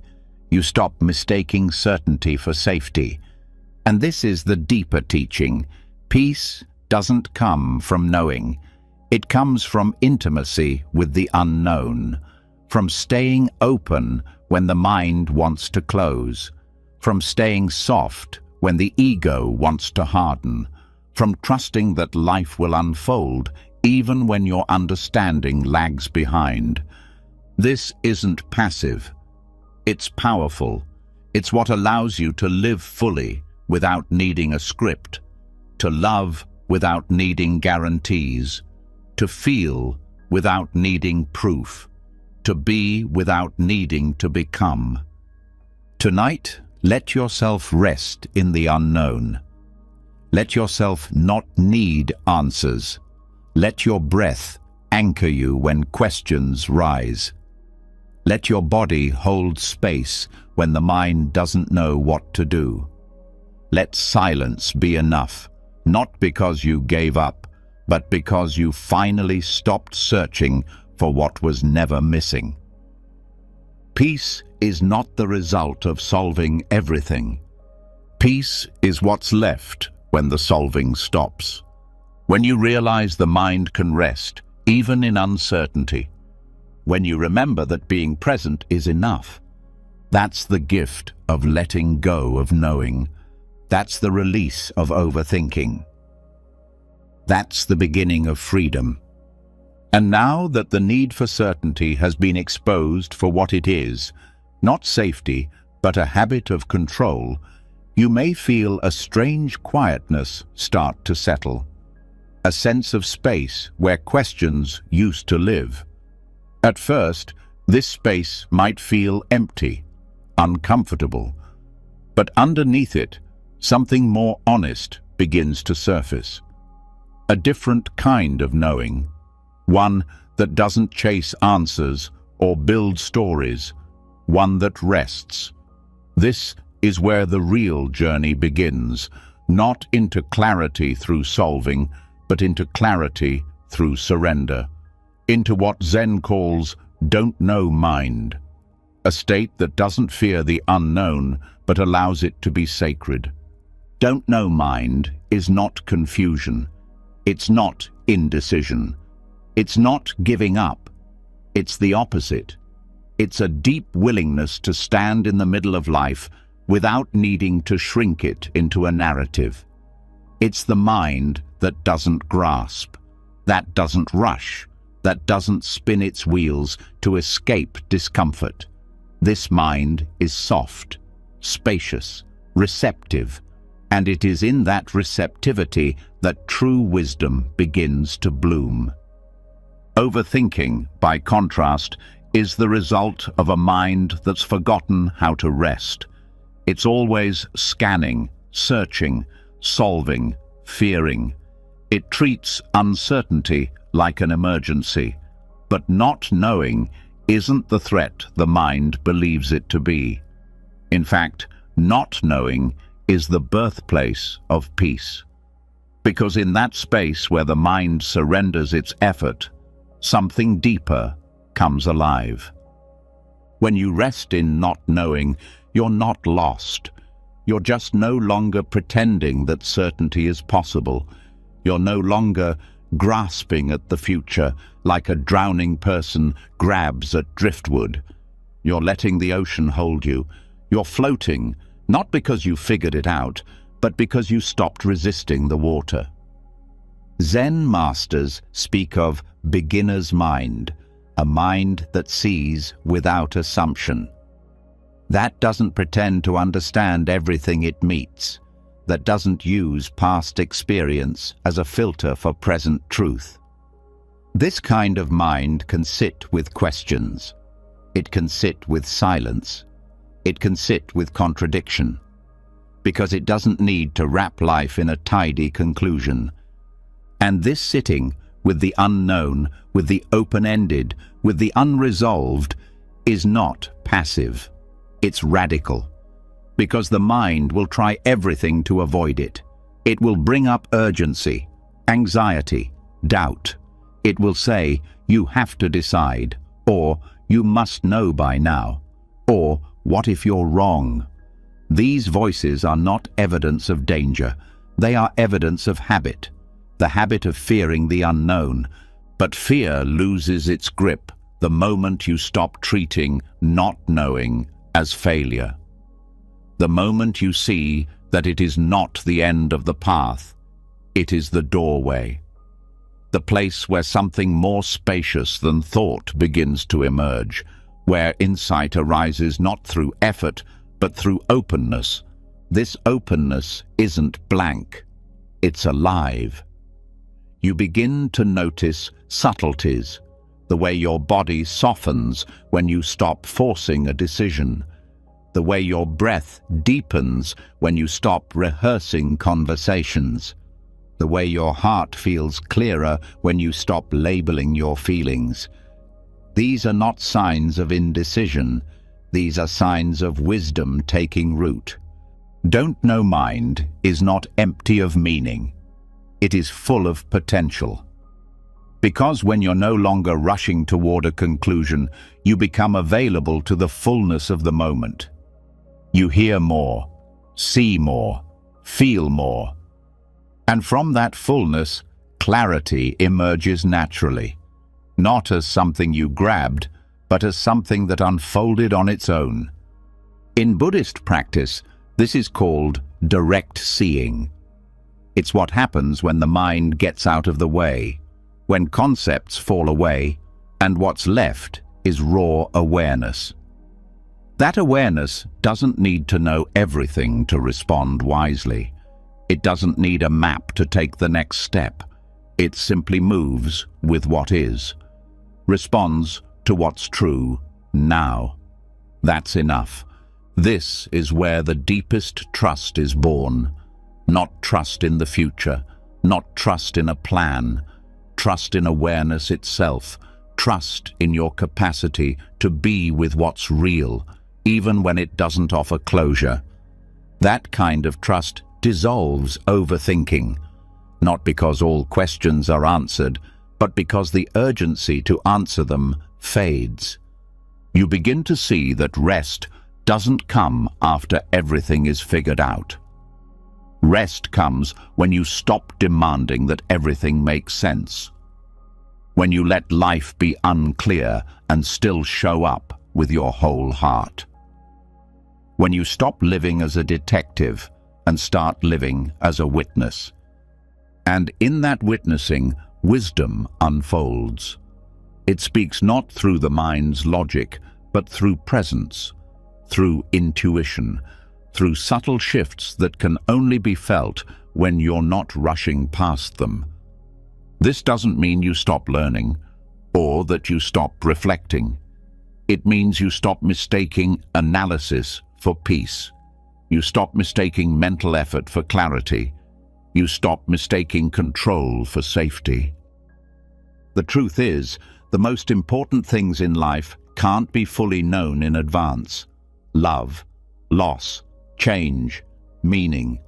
These things must be lived into, felt, allowed. They're not puzzles to solve, they're mysteries to experience. Don't know. Mind allows you to live them more fully because it frees you from the pressure of getting it right, of being certain, of knowing in advance what you can only know by being present. This presence, when it becomes your center, gives you a kind of quiet strength. You no longer need to prove yourself to yourself. You no longer need to outthink your own fear. You simply stay. Stay with the breath. Stay with the uncertainty. Stay with the moment that doesn't have a label yet. And in that staying, you start to feel truly free. Because freedom doesn't come from having all the answers. It comes from letting go of the need for answers. It comes from trusting that awareness is enough, that you are enough, that the unknown is not a gap to be filled, but a space to be lived. Tonight, let yourself rest in that space. Let yourself not know. Let your breath lead you deeper into the part of you that doesn't need to explain, that doesn't need to decide, that doesn't need to understand right now. Just presence, just awareness, just being. And in that being, clarity will come, not as something you chase, but as something that arrives when the chasing stops. Not knowing is not the end. It is the beginning. It is the space where truth can finally breathe, where peace doesn't hide behind answers. It waits in the silence that asks for nothing, and trusts everything. And now that resting in the unknown has been revealed not as a weakness, but as wisdom, now that the compulsive urge to resolve everything has been softened into presence, a deeper question starts to rise. If peace can come from letting go, why does the mind still pull toward old habits? Even with awareness, why do the same reactions return?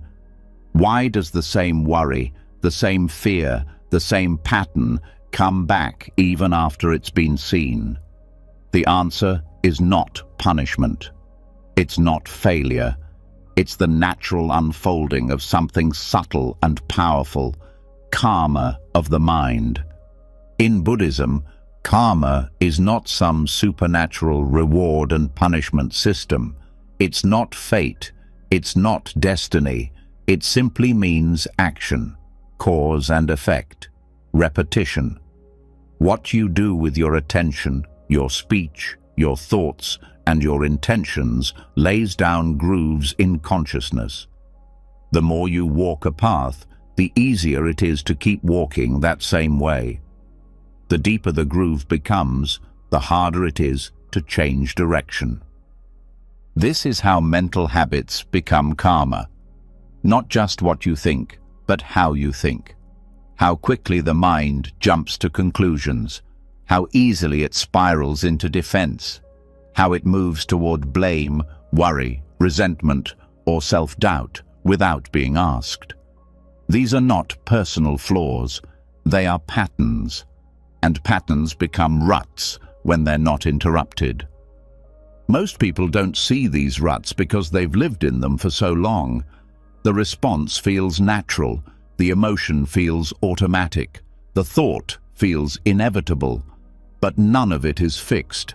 The mind is just practiced, and what it practices becomes its path. If the mind constantly practices reactivity, it becomes reactive. If it practices fear, it becomes fearful. Not because it wants to suffer, but because it doesn't know there's another way. Karma of the mind isn't something happening to you. It's something happening through you.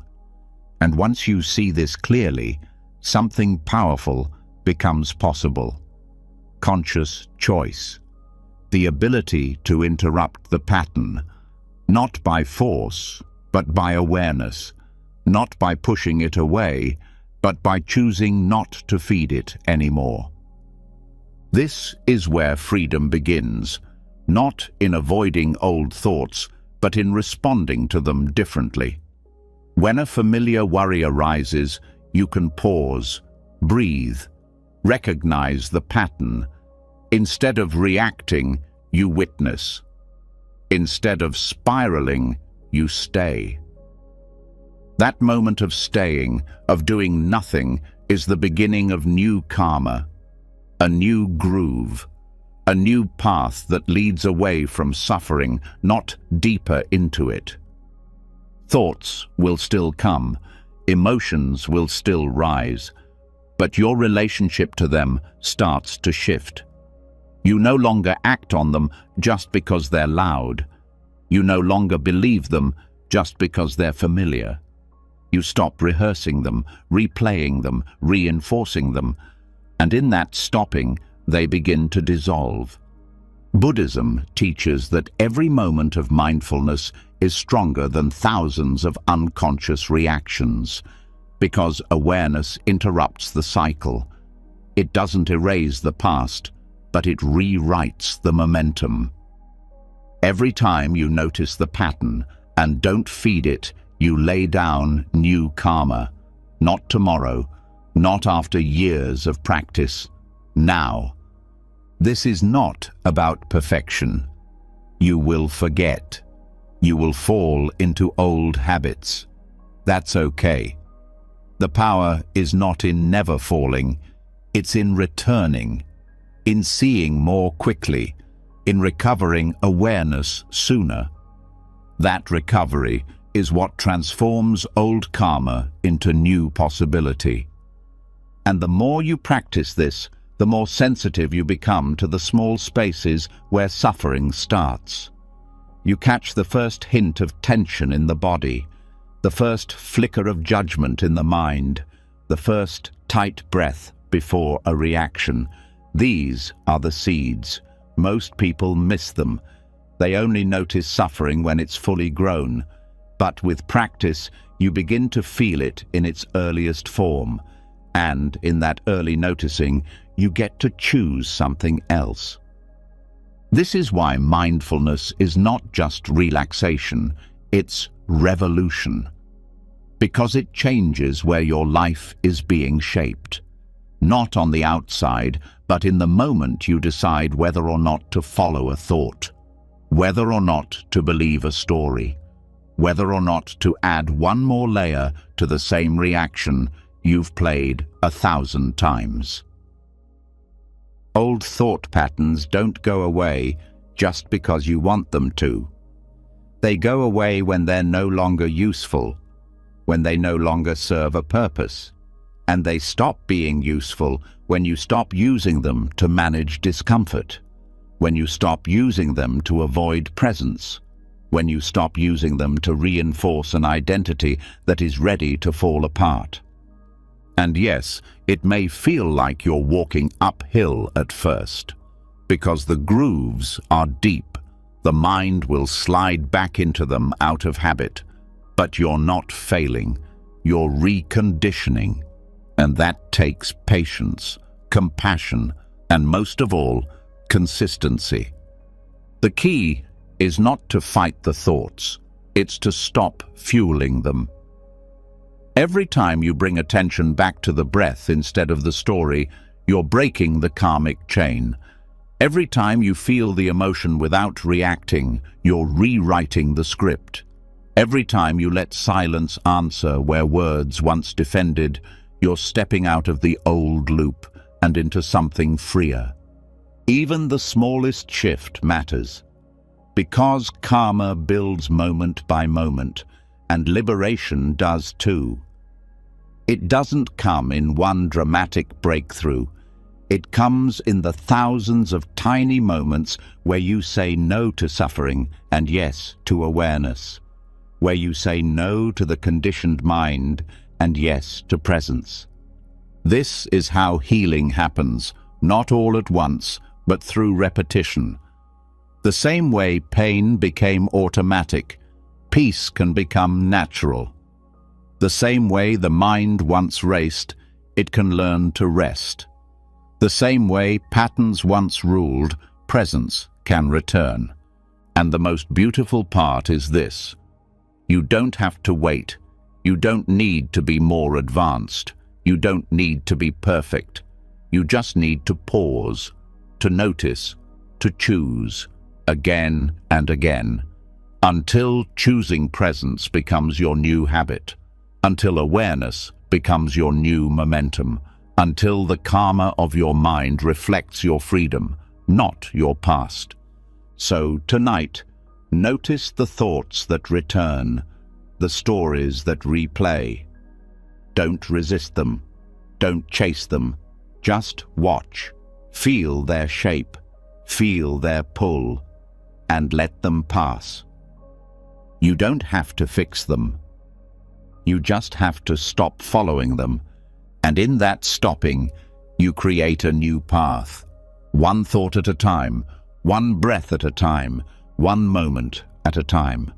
This is not mystical. It is practical. It is possible. And it is already happening. And now that the grooves of mental karma have been brought into view, not with shame, but with awareness, you start to see just how deeply some thought patterns have carved themselves into your inner world. Not only as habits, not only as familiar reactions, but as something more painful, more hidden, more personal. Beneath the repetition, beneath the speed, beneath the urgency, there's a subtle form of harm, a quiet attack happening from within. Overthinking isn't just exhausting. It can be a way the mind turns on itself. Not with violence the world can see, but with loops that wound from the inside out. This isn't always obvious, because overthinking often looks responsible, careful, analytical. It wears the mask of being thoughtful, prepared, even wise.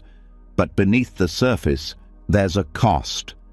When thinking no longer clarifies but shames, when it no longer helps but punishes, it becomes something else entirely.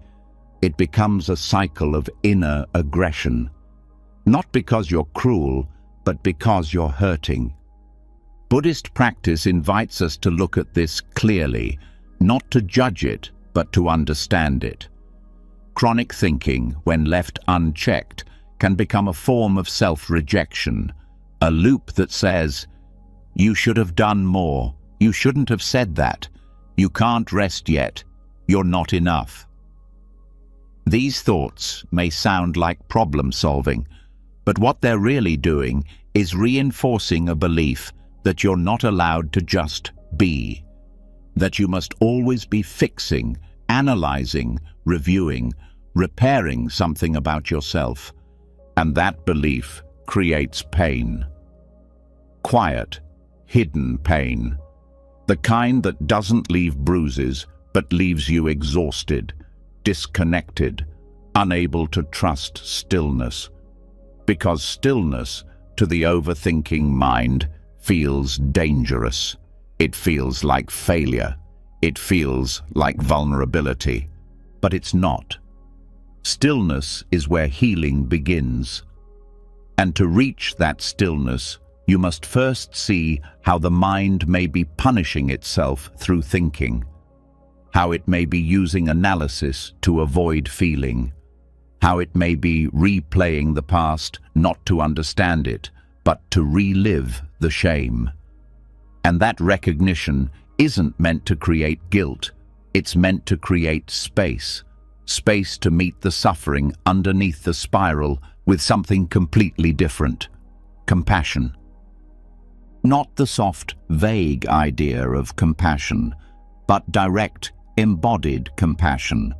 The kind that sees the loop and says, "You don't need to do this to yourself anymore."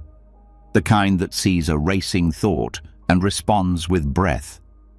The kind that sees the urge to over-process and gently asks, "What are you afraid of feeling right now?" Because at the heart of overthinking is fear. And often that fear was learned.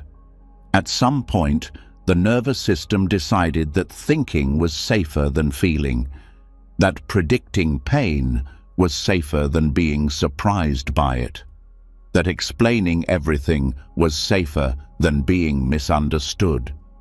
These were survival strategies, not flaws, not weakness. But they stayed too long, and now they cause harm.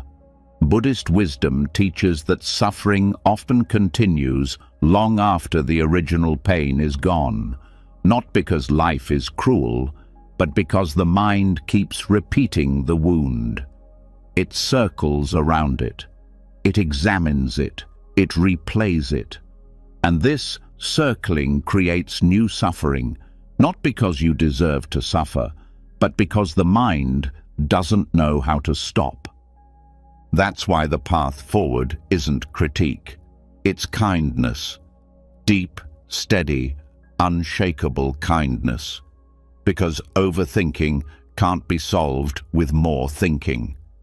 It has to be met with presence, with softness, with the willingness to feel what the mind has been trying to outrun. This begins with noticing the tone of your inner voice, not just what it says, but how it says it. Is there pressure, judgment, panic? Is there blame disguised as logic?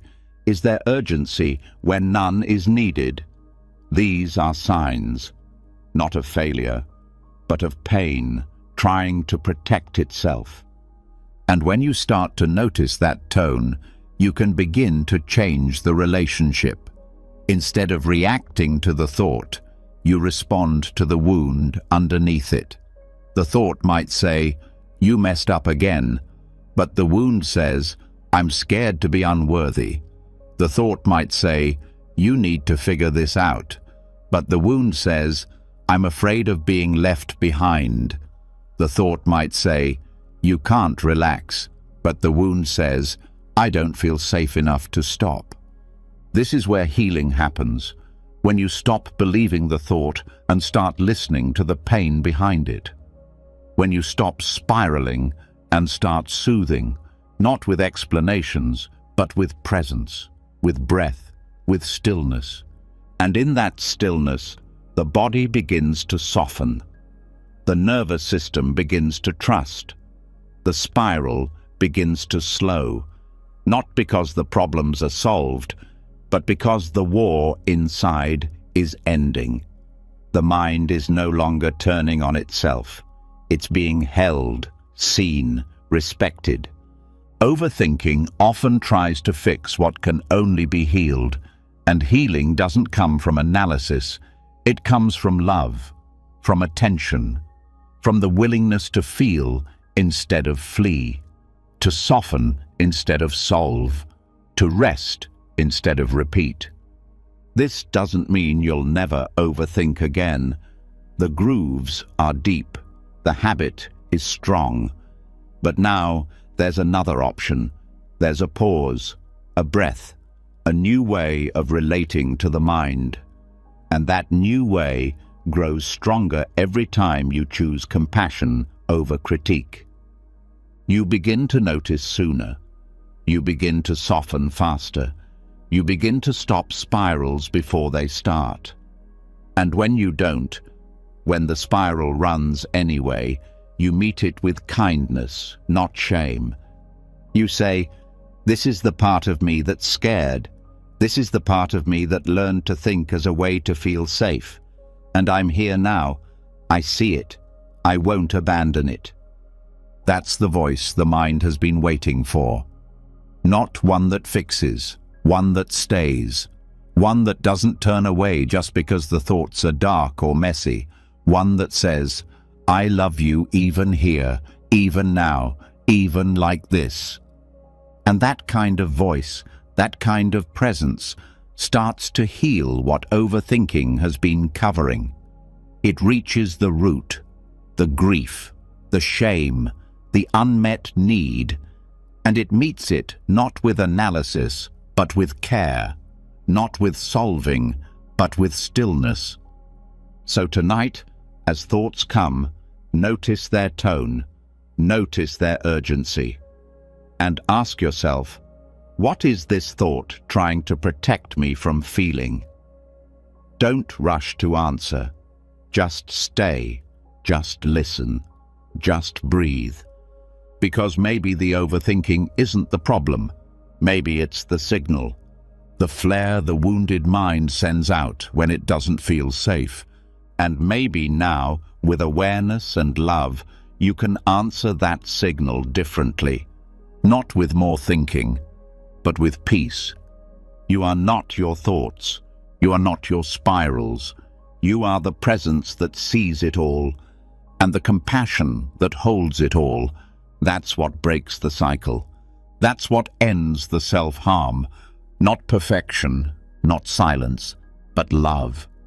And now that the loops of overthinking have been revealed not just as habits, but as subtle forms of self-harm, now that you've seen how mental spirals can be acts of inner violence disguised as problem-solving, something softer begins to awaken.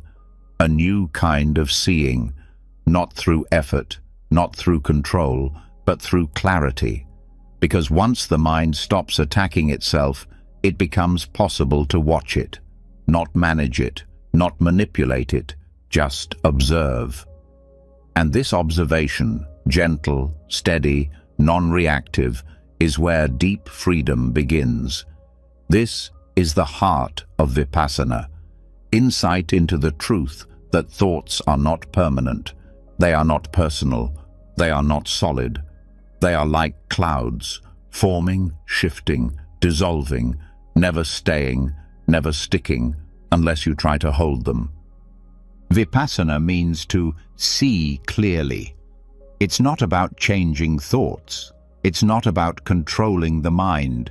It's about watching thought as it is, watching without becoming it, feeling the movement of the mind without needing to stop it. And in this watching, something begins to change, not the thought, but the way you relate to it. You stop grasping, you stop resisting, and in that space, thought loses its weight. The mind is used to attaching to every thought that arises. This is important. This is me. This is truth. But when Vipassana is practiced, those thoughts are seen differently, not as facts, but as weather, as momentary appearances, as shapes passing through the sky of awareness. Some are bright, some are dark, some stay longer, but none of them last. None of them define you. None of them are who you are. This insight doesn't come from philosophy. It comes from practice, from sitting in stillness and letting the thoughts rise without pulling you in, from noticing the stories without joining the narrative, from watching a storm form in the mind and letting it pass without building a shelter. You feel the tension come. You feel the thoughts swirl, and you just stay, with breath, with body, with presence. Over time, this changes the way the mind operates. It stops expecting permanence. It stops demanding resolution. It learns to let go in real time, not because it's trying to escape discomfort, but because it no longer believes discomfort will last forever. Even pain, when seen clearly, begins to shift, because the suffering isn't in the pain, it's in the belief that the pain is permanent. Vipassana teaches you to sit inside the wave, not run from it. To feel the rise, the peak, the fall, without commentary, without labels, just sensation, just thought, just awareness. This seeing is not passive, it's active in its stillness. You're not checking out, you're checking in so deeply that you stop reacting. You stop chasing, you stop trying to fix what was never broken. Because thought isn't a problem. Identification is. When the mind believes every thought, it suffers. When the mind observes every thought, it becomes free. This is what Vipassana reveals again and again. The thoughts are not the issue. It's the attachment to them, the fear of them, the resistance to them, the belief that they are permanent or personal. But thought is not solid. You can feel this in meditation. A thought appears, you watch it. It stays for a few seconds, maybe a minute. Then it fades. Another comes. It too fades. This happens 1,000 times, and you start to see the truth. Nothing in the mind stays. Nothing needs to be held. Nothing needs to be answered. Even thoughts that return again and again are not the same. They are recreations, variations, ghosts of the original. And when you watch them without grasping, they start to lose their grip. They start to dissolve. Vipassana is not about pushing thought away. It's about letting thought be itself. Just like a cloud. You don't push a cloud. You don't grab it. You just watch it pass. And that's the practice. Thought arises. You see it. You breathe. You stay. Thought passes. And you are still here. This kind of seeing builds confidence, not in your intellect, but in your awareness. You start to trust that presence can hold anything, that no thought is too much, that no wave is too big, because you felt them rise and fall, over and over, and you're still here. This builds equanimity, a balanced mind, a mind that doesn't panic every time something uncomfortable arises, a mind that doesn't jump into every story, a mind that can sit in stillness while storms come and go, because it knows the sky is untouched. This also brings compassion, because when you see your own thoughts clearly, you stop judging others for theirs. You stop needing people to agree with you. You stop reacting to every word, every opinion, every behavior, because you know it's all weather, it's all movement, it's all passing through. And in this way, seeing clearly doesn't just heal your inner world, it changes how you live in the outer one. You listen more, react less, love deeper, judge softer, because you're no longer trapped in your own mind. You're no longer at war with thought. You're no longer trying to control the sky. You've remembered how to watch. This watching becomes your refuge. Whenever the mind gets loud, you return to awareness. Whenever a storm starts building, you anchor in breath. You open your senses. You let the cloud pass, and it always does. Not because you made it go, but because that's what clouds do. That's what thoughts do. They come, they go. The suffering only stays if you hold on. And when you stop holding on, something remarkable happens. Peace appears, not as an idea, as an experience. A quiet, spacious presence that isn't disturbed by anything the mind creates. It's always been there, hidden behind the clouds. Vipassana just shows you how to see it. Tonight, let that seeing begin. Let thoughts arise. Let them move. Let them fade. Stay with your breath. Stay with your body. Stay with the watcher. Don't chase. Don't fix. Just see. Because what you see clearly, you no longer fear. And what you no longer fear, you no longer fight. And what you no longer fight sets you free. Thoughts are not the problem. Believing them is. Grasping them is. Fearing them is. But when you let them float, when you let them pass, when you remember that they are clouds, not you, then you remember who you are, not the storm, not the weather, but the sky. And now that the mind has begun to release its grip on the clouds it once clung to, now that thoughts are seen not as commands but as passing weather, something even deeper starts to reveal itself.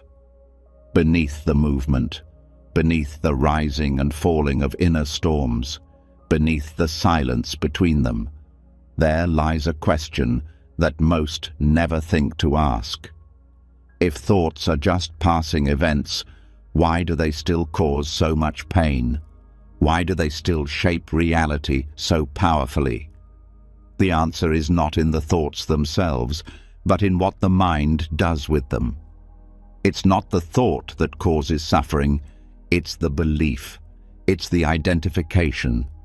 It's the moment when the mind says, "This is true," and stops looking any further.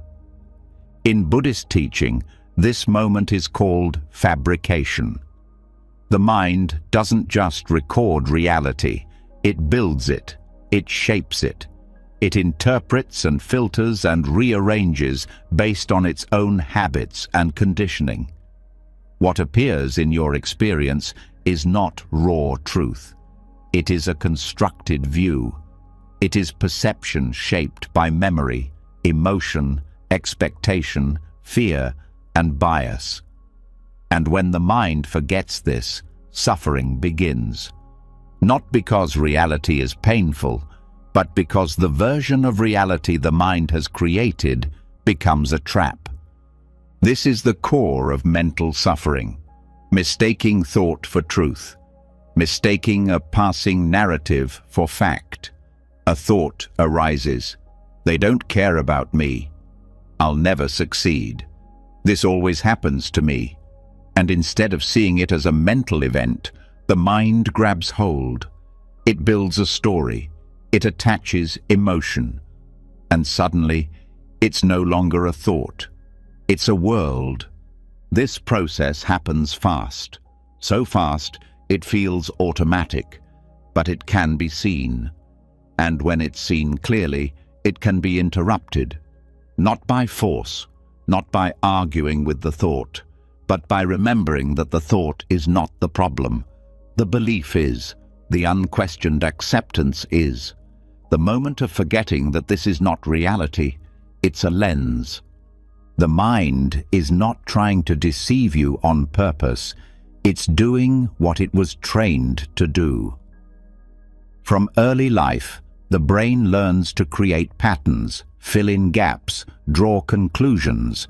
That's how it keeps you safe. But the same mechanism that helped you avoid danger can also become the reason you stay stuck. Because the mind doesn't know how to distinguish between a useful pattern and a painful one unless awareness steps in.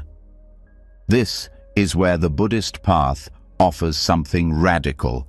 It doesn't tell you to replace bad thoughts with good ones. It doesn't tell you to build better beliefs.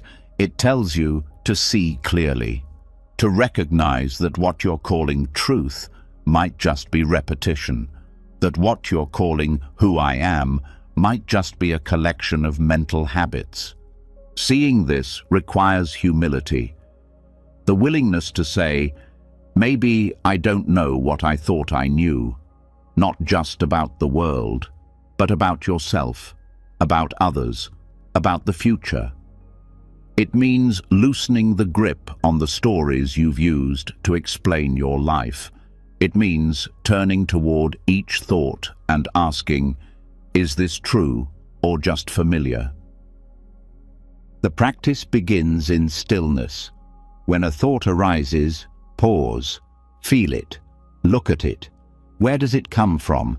Does it have a shape in the body? Does it carry emotion? Does it sound like an old voice you've heard before? And most importantly, is it trying to protect you or punish you? This question matters because many beliefs are not supportive.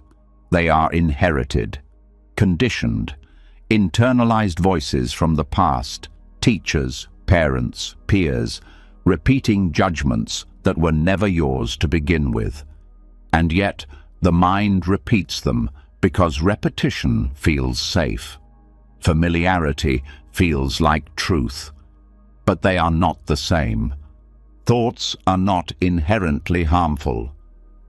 But when they are believed without question, they become chains. Beliefs form identities, and identities, once solidified, resist all change. You start defending the very thoughts that are keeping you stuck. You cling to the pain because it feels like who you are.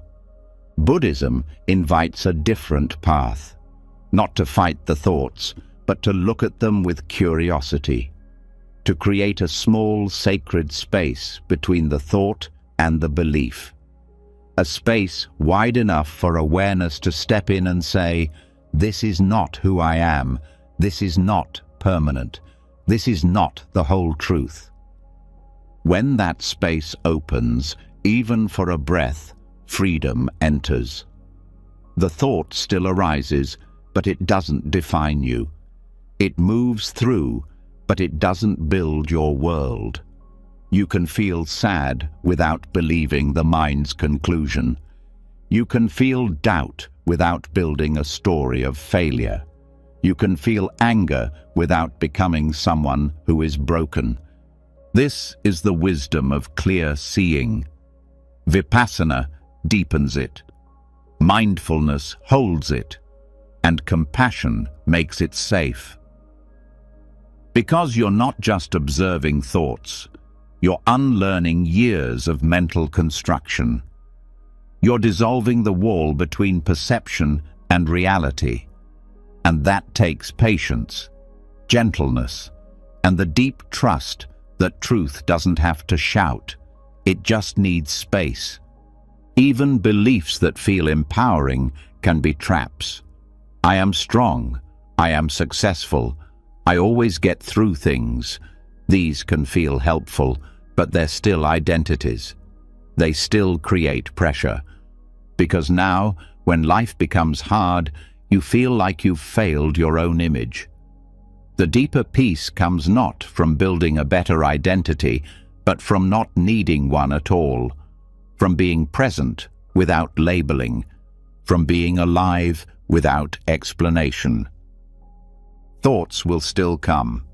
That doesn't change.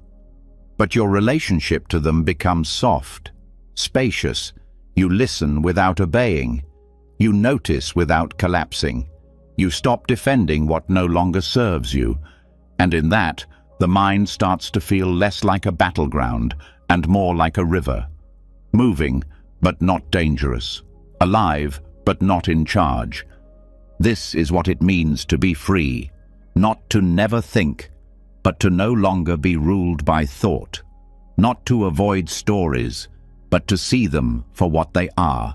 Clouds passing through sky. Echoes, not commandments. Possibilities, not prisons. So tonight, as thoughts appear, let them. Don't force them to go. Don't follow them into story. Just notice.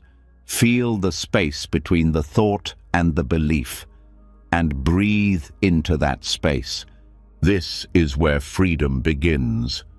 Not in silence, not in control, but in remembering that every thought is optional, every belief is a choice, and reality does not need your mind's permission to be at peace. You can watch thought rise and not ride it. You can feel thought burn and not believe it. You are not what your mind tells you. You are the one who sees, and the seeing is enough. And now that the veil over thoughts has begun to lift, now that the illusion of belief has been softened by direct seeing, what once felt like a mental battlefield begins to feel quieter, not silent, not blank, but lighter. Thought still arises, but it doesn't stick. Stories still form, but they don't take over. And here, in this gentle quiet, the mind meets something it isn't used to, a space it doesn't know how to describe, a presence that doesn't explain itself. It is not numbness, it is not dullness, it is emptiness, not as absence, but as clarity. And this emptiness is not something to fear, it is something to practice. In Buddhist teaching, emptiness, called shunyata, is often misunderstood. People hear the word and assume it means void, blankness, a life without meaning. But that's not what emptiness is. Emptiness is not a lack. It's a space so vast that nothing can be trapped. It's a mind so open that no single thought can define it. And this is where mental freedom begins, not in knowing more, not in thinking better, but in experiencing emptiness as a skill. The skill of emptiness is not about emptying your mind of thoughts. That would be impossible. Thoughts come, they always will. The skill is in letting them arise and fall without letting them define your identity or control your attention. It's learning to hold thought the way the sky holds clouds, completely, but without clinging. This requires a shift. Most people use thought as structure. They build identities from it. They measure success with it. They plan futures and analyze pasts through it. Thought becomes the frame they use to see the world. But that frame also becomes a cage, because anything not supported by the structure is rejected. Any silence feels like something is missing, and so they fill the space with noise, with analysis, with internal commentary. But space is not something to be filled. It is something to be respected. Emptiness is what allows truth to move freely. It is what gives perception the room to breathe. Without emptiness, every thought becomes heavy. Every moment gets judged. Every emotion is assigned meaning, and the mind never rests. Mental emptiness is not a passive state. It is active receptivity. It is what allows you to witness without controlling, to feel without labeling, to be fully alive without attaching to every thought. It's what gives the mind room to stretch, to settle, to return to its natural rhythm. To understand this, notice what happens when the mind isn't busy. There may be discomfort at first, a sense that something is missing, that something needs to be done. But if you stay with that discomfort, you start to notice something else beneath it. Peace, a subtle pulse of aliveness, a clarity that doesn't need to think to understand. This is the wisdom of emptiness, not silence imposed by force, but silence revealed by not interfering. When you stop clinging to thoughts, what's left is not boredom, it's presence. What's left is the mind returning to its original nature, open, vast, undisturbed. This kind of emptiness can be trained. You don't need to escape to a mountaintop. You don't need to meditate for hours. You just need to stop chasing every thought. You just need to begin relating to inner space the way you relate to outer space, not as something scary, but as something necessary. Because emptiness allows beauty. Without space, a song is just noise. Without space, a painting is just clutter. Without space in your mind, you can't hear what matters. You can't feel what's real. Everything is drowned by interpretation, evaluation, prediction. But in emptiness, there is listening, there is patience, there is truth. The practice is simple. When a thought arises, let it arise. Watch it, feel it, but don't hold it. Don't feed it. Let it pass, and rest in what remains. That rest is not nothing. That rest is where presence lives. Mental emptiness is not checked out. It's not apathy. It is alert stillness. It is what allows the mind to be soft without being weak, to be open without being confused, to be quiet without being empty in the negative sense. This shift from belief to space creates a completely new relationship with thought. You stop trying to control the mind. You stop fearing what it might say. Because now you know thoughts will come and go. But the space remains, and that space is where you are free. This also changes how you relate to other people. When your mind has space, you listen better. You don't fill the silence with assumptions. You don't respond from habit. You respond from presence, from emptiness that isn't void, but capacity. This capacity allows emotions to move too. When you're not stuffing the space with thought, you can feel deeply, fully, without pushing away, without grasping. Emptiness becomes the field where all experience can rise and fall without turning into suffering. In meditation, this is where the deepest insights come, not during the thinking, but during the gaps, the moment after an exhale, the pause between thoughts, the stillness that isn't waiting for the next thing, but is complete as it is. You start to realize that the spacious mind is the wise mind, not because it has more knowledge, but because it has less clutter, less noise, less conditioning.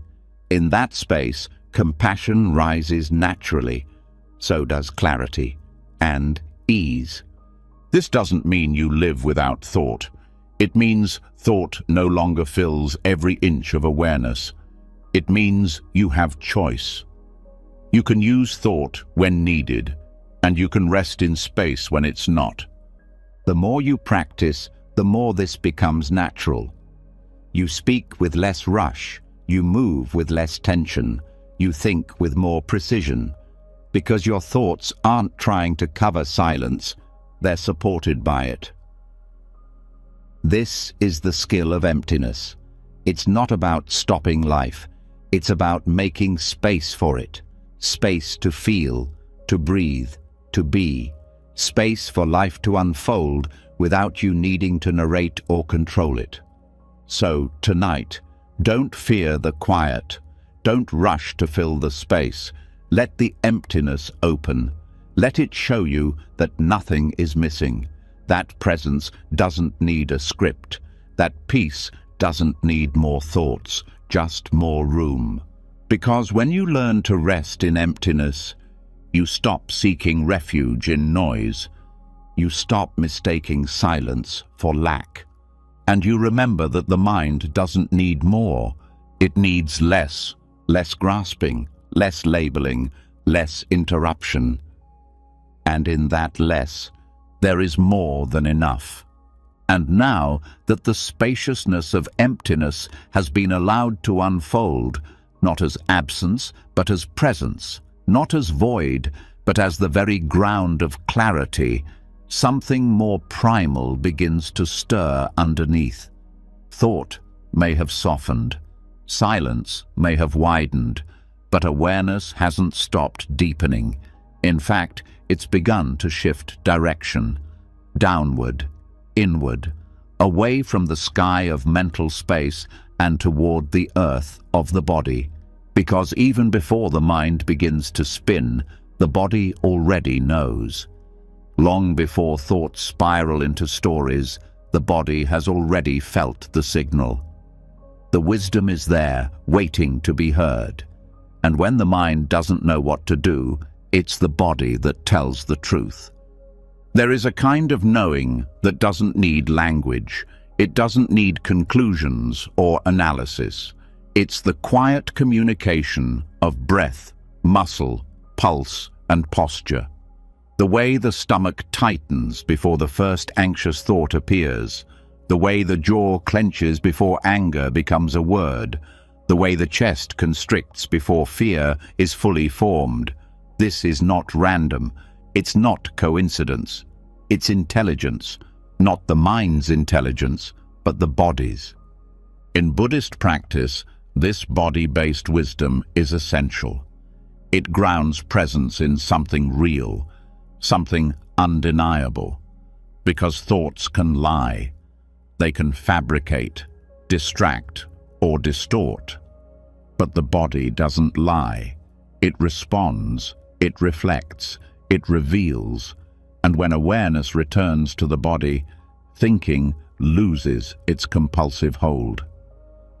This isn't about rejecting thought, it's about remembering what comes before it. When uncertainty arises, the mind often rushes to explain, to organize, to find safety through understanding. But understanding that isn't rooted in sensation becomes disconnection. You get lost in the clouds again, and forget that the ground is still beneath you. The body is the ground, and mindfulness of the body is the return path. You return by noticing where the breath stops short, where the shoulders lift, where the hands curl. You return by scanning slowly, not to fix, but to feel. And in that feeling, thought becomes less urgent, because the body is speaking a language far older than words. And that language says, you are already here. Each moment you pause to feel your feet on the floor, your spine upright, your chest expanding with breath, you interrupt the loop. You interrupt the spiral of imagined futures and replayed pasts, because the body is always now. It can't be anywhere else. And when you return to it, the mind begins to follow. This is especially important when the mind becomes overwhelmed. Obsessive thinking is often a trauma response, a learned strategy for avoiding discomfort. But the body holds what the mind avoids. It stores the residue of what hasn't been processed, the tension of what wasn't allowed, the heaviness of what was never named. And when that residue is ignored, it leaks into thought. It turns into worry, rumination, repetition. But when it's felt, directly, gently, without judgment, it begins to release, and thought no longer needs to do its frantic work. This doesn't require a technique, just attention. Attention that is patient, curious, slow. You don't have to interpret the body. You don't have to understand every sensation. You just have to feel it, to stay with it, to let it move if it needs to move, to let it tremble if it needs to tremble, to let it breathe itself open again. When you train yourself to feel before you think, something changes. A space opens between the trigger and the spiral, between the uncertainty and the reaction. That space is the beginning of wisdom, not because it solves the problem, but because it reminds you that you don't have to react. You can respond, and response begins in the body. You begin to notice your own signals, the early whispers of contraction, the subtle signs of overwhelm, and instead of powering through, you pause, you breathe, you listen. That pause is not avoidance, it's presence. It's where the body gets to be part of the conversation instead of being dragged along behind the mind. And the more you do this, the more the body becomes your anchor. You no longer need to chase mental clarity in every moment. You begin to trust your sensations. You begin to move from intuition, not just logic, from grounded awareness, not just reactive thought. This is not spiritual fluff. It's biological truth. The nervous system speaks through sensation. It tells you when you're safe, when you're overloaded, when you need to slow down, when you're pushing past your own limits. And if you ignore those messages, the mind will compensate. It will try to solve what the body simply needed you to feel. This is why so many people stay stuck in overthinking. They're trying to solve a feeling with thought. They're trying to explain a contraction instead of softening into it. But the body doesn't want an explanation. It wants your presence. It wants your breath. It wants your willingness to stay without trying to fix it. This becomes a new form of mindfulness. Not just watching the mind, but inhabiting the body. Not just labeling thoughts, but sensing energy, temperature, texture, pressure, vibration, noticing what arises and what fades, without judgment, without resistance. Even movement becomes a form of mindfulness. Walking slowly, stretching gently, feeling the rhythm of motion as a way to reset the nervous system, letting physicality become meditation. Because sometimes stillness isn't what the body needs. Sometimes it needs to be felt in motion, to complete a pattern, to release a loop, to come home again. This is not a one-time shift, it's a lifelong practice.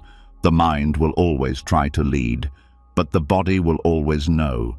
And the more you listen, the more you trust. You stop needing perfect thoughts. You stop needing certainty, because you're anchored in something deeper, more honest, more whole. So tonight, when the mind begins to stir, feel the body. Before the thought, before the story, before the worry. Feel the feet, feel the breath, feel the chest rising and falling. Let the ground hold you. Let sensation speak. Let presence return. Because the body was never separate. It was just waiting to be heard. It was waiting to remind you that you are already here, already whole, already home. And now that the body has begun to speak in its own language, now that awareness has returned to the rhythm beneath thought, it becomes easier to see what the mind was trying to protect all along. Not just comfort, not just clarity, but something much more fragile, the self. That sense of I that has always been there, quietly claiming everything. My fear, my future, my sadness, my success. That voice beneath the voice saying, "This is who I am." But what if that voice is the very root of the storm? What if the self that clings so tightly is the one feeding the endless spin of overthinking? Buddhist insight invites a radical shift. It doesn't try to strengthen the self. It questions whether the self exists the way we assume. It doesn't say you are broken. It says you are misidentified, that what you're calling me may just be a bundle of habits, stories, fears, and memories trying to hold themselves together. And when that bundle starts to feel threatened, the mind gets loud. Thought spirals begin, not because something is wrong, but because the identity holding them feels like it's dissolving. Overthinking, in this light, is no longer just a mental habit. It's self-preservation. The constructed self depends on stories. It needs interpretation. It thrives on labeling, comparing, evaluating. It builds a sense of control through endless inner narration. And when that narration is interrupted by silence, by presence, by not knowing, it panics, it reaches, it grasps, it analyzes, not because the problem is urgent, but because the self needs a role to play. This can be seen in the way the mind reacts to uncertainty. A moment of pause is immediately filled with commentary. What does this mean? What should I do? How does this make me look? These aren't neutral questions. They're attempts to protect a fragile identity, to maintain a stable narrative of who you are, where you're going, and how others see you. But that narrative is not you. It's a structure, a mental echo of past experience. It was built over time, through praise and rejection, through trauma and success, through culture and memory. And because it was built, it can be deconstructed, not destroyed, not denied, but seen for what it is. A process, a pattern, not a fixed thing. When this is seen clearly, the need to overthink begins to weaken, not through effort, but through disinterest. If the I at the center of the thought isn't as solid as it seemed, the thoughts built around it begin to lose urgency. The mind doesn't need to defend a self that isn't under threat. It doesn't need to solve a self that was never broken. This insight doesn't require deep philosophy. It just requires observation. Watch how thought says I and then builds a whole world around it. I feel rejected. I need to prove myself. I can't fail. But what is this I? Where is it? Is it in the body, the mind, the voice, the memory? Can you find it directly? Or is it always inferred, always assumed, never clearly seen? This is not abstract. This is practical. Every time you get caught in thought, pause and ask, who is thinking this? Is this a habit, a reaction, a voice from the past? And what happens when I stop feeding it? You'll begin to notice that the thoughts don't go away, but they don't have the same grip, because the one they were protecting starts to dissolve, and in that dissolution, a new kind of freedom opens up. A life that doesn't have to revolve around defending or perfecting a story of self. A mind that can rest in presence without needing to explain everything. This doesn't mean you lose your identity. It means identity becomes softer, more fluid, less of a prison. You can still function, still speak, still think, but you don't build your worth on every thought. You don't cling to every belief. You don't react to every perceived threat to the ego, because the ego is no longer the boss. In meditation, this shift becomes especially clear. When you sit long enough, the mind begins to slow, and in that slowing, the I becomes harder to find. There's awareness, there's breath, there's sensation, but the voice of me fades, not in a scary way, in a peaceful way, like waking from a dream you didn't know you were in. And from this space, thoughts still arise, but they don't hook, because the hook was the belief in the thinker. When that belief softens, the whole machinery of overthinking begins to unwind. This also changes how you meet emotion, because emotions tied to identity are stickier. I am anxious is heavier than anxiety is present. I am unworthy is heavier than a thought of unworthiness is here. The first attaches, the second observes, and observation opens the door to compassion, not for a broken self, but for a mind that's been carrying too much for too long. When the self becomes less solid, compassion becomes more natural, because you stop seeing others as threats. You stop seeing life as personal. You stop reacting as if everything is about you. And from that space, generosity flows, forgiveness flows, humor flows, because you're not protecting a fragile self anymore, you're living. Even relationships begin to shift. You listen more deeply, you speak more honestly, you let go of needing to be right. Because being right doesn't matter as much when you're not defending a self-image.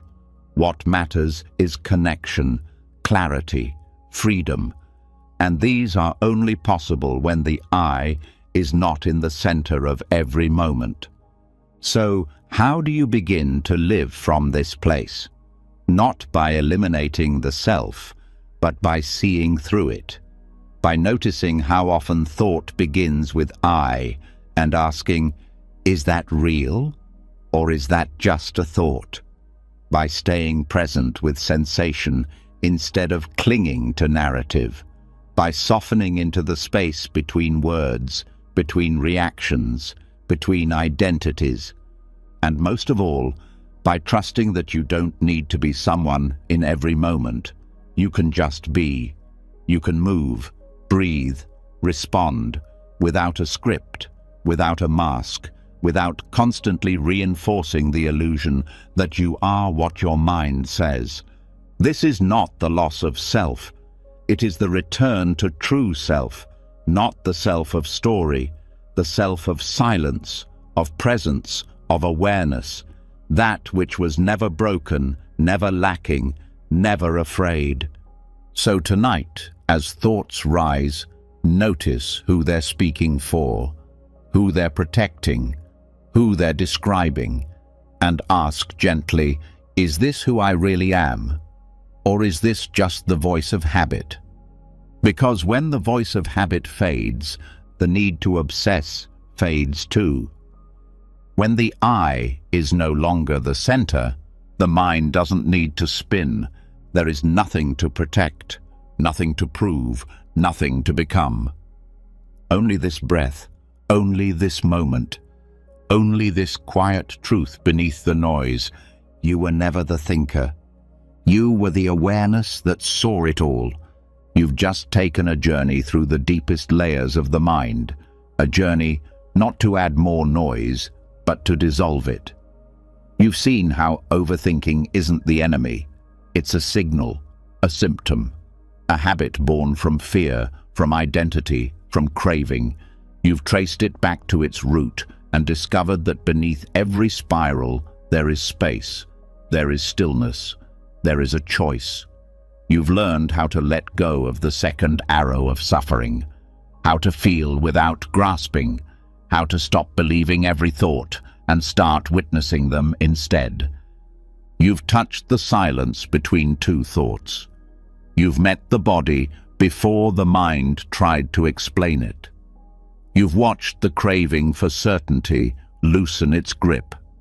And you've come face to face with the self that tries to hold it all together, the I that feeds the loop, and felt it begin to soften.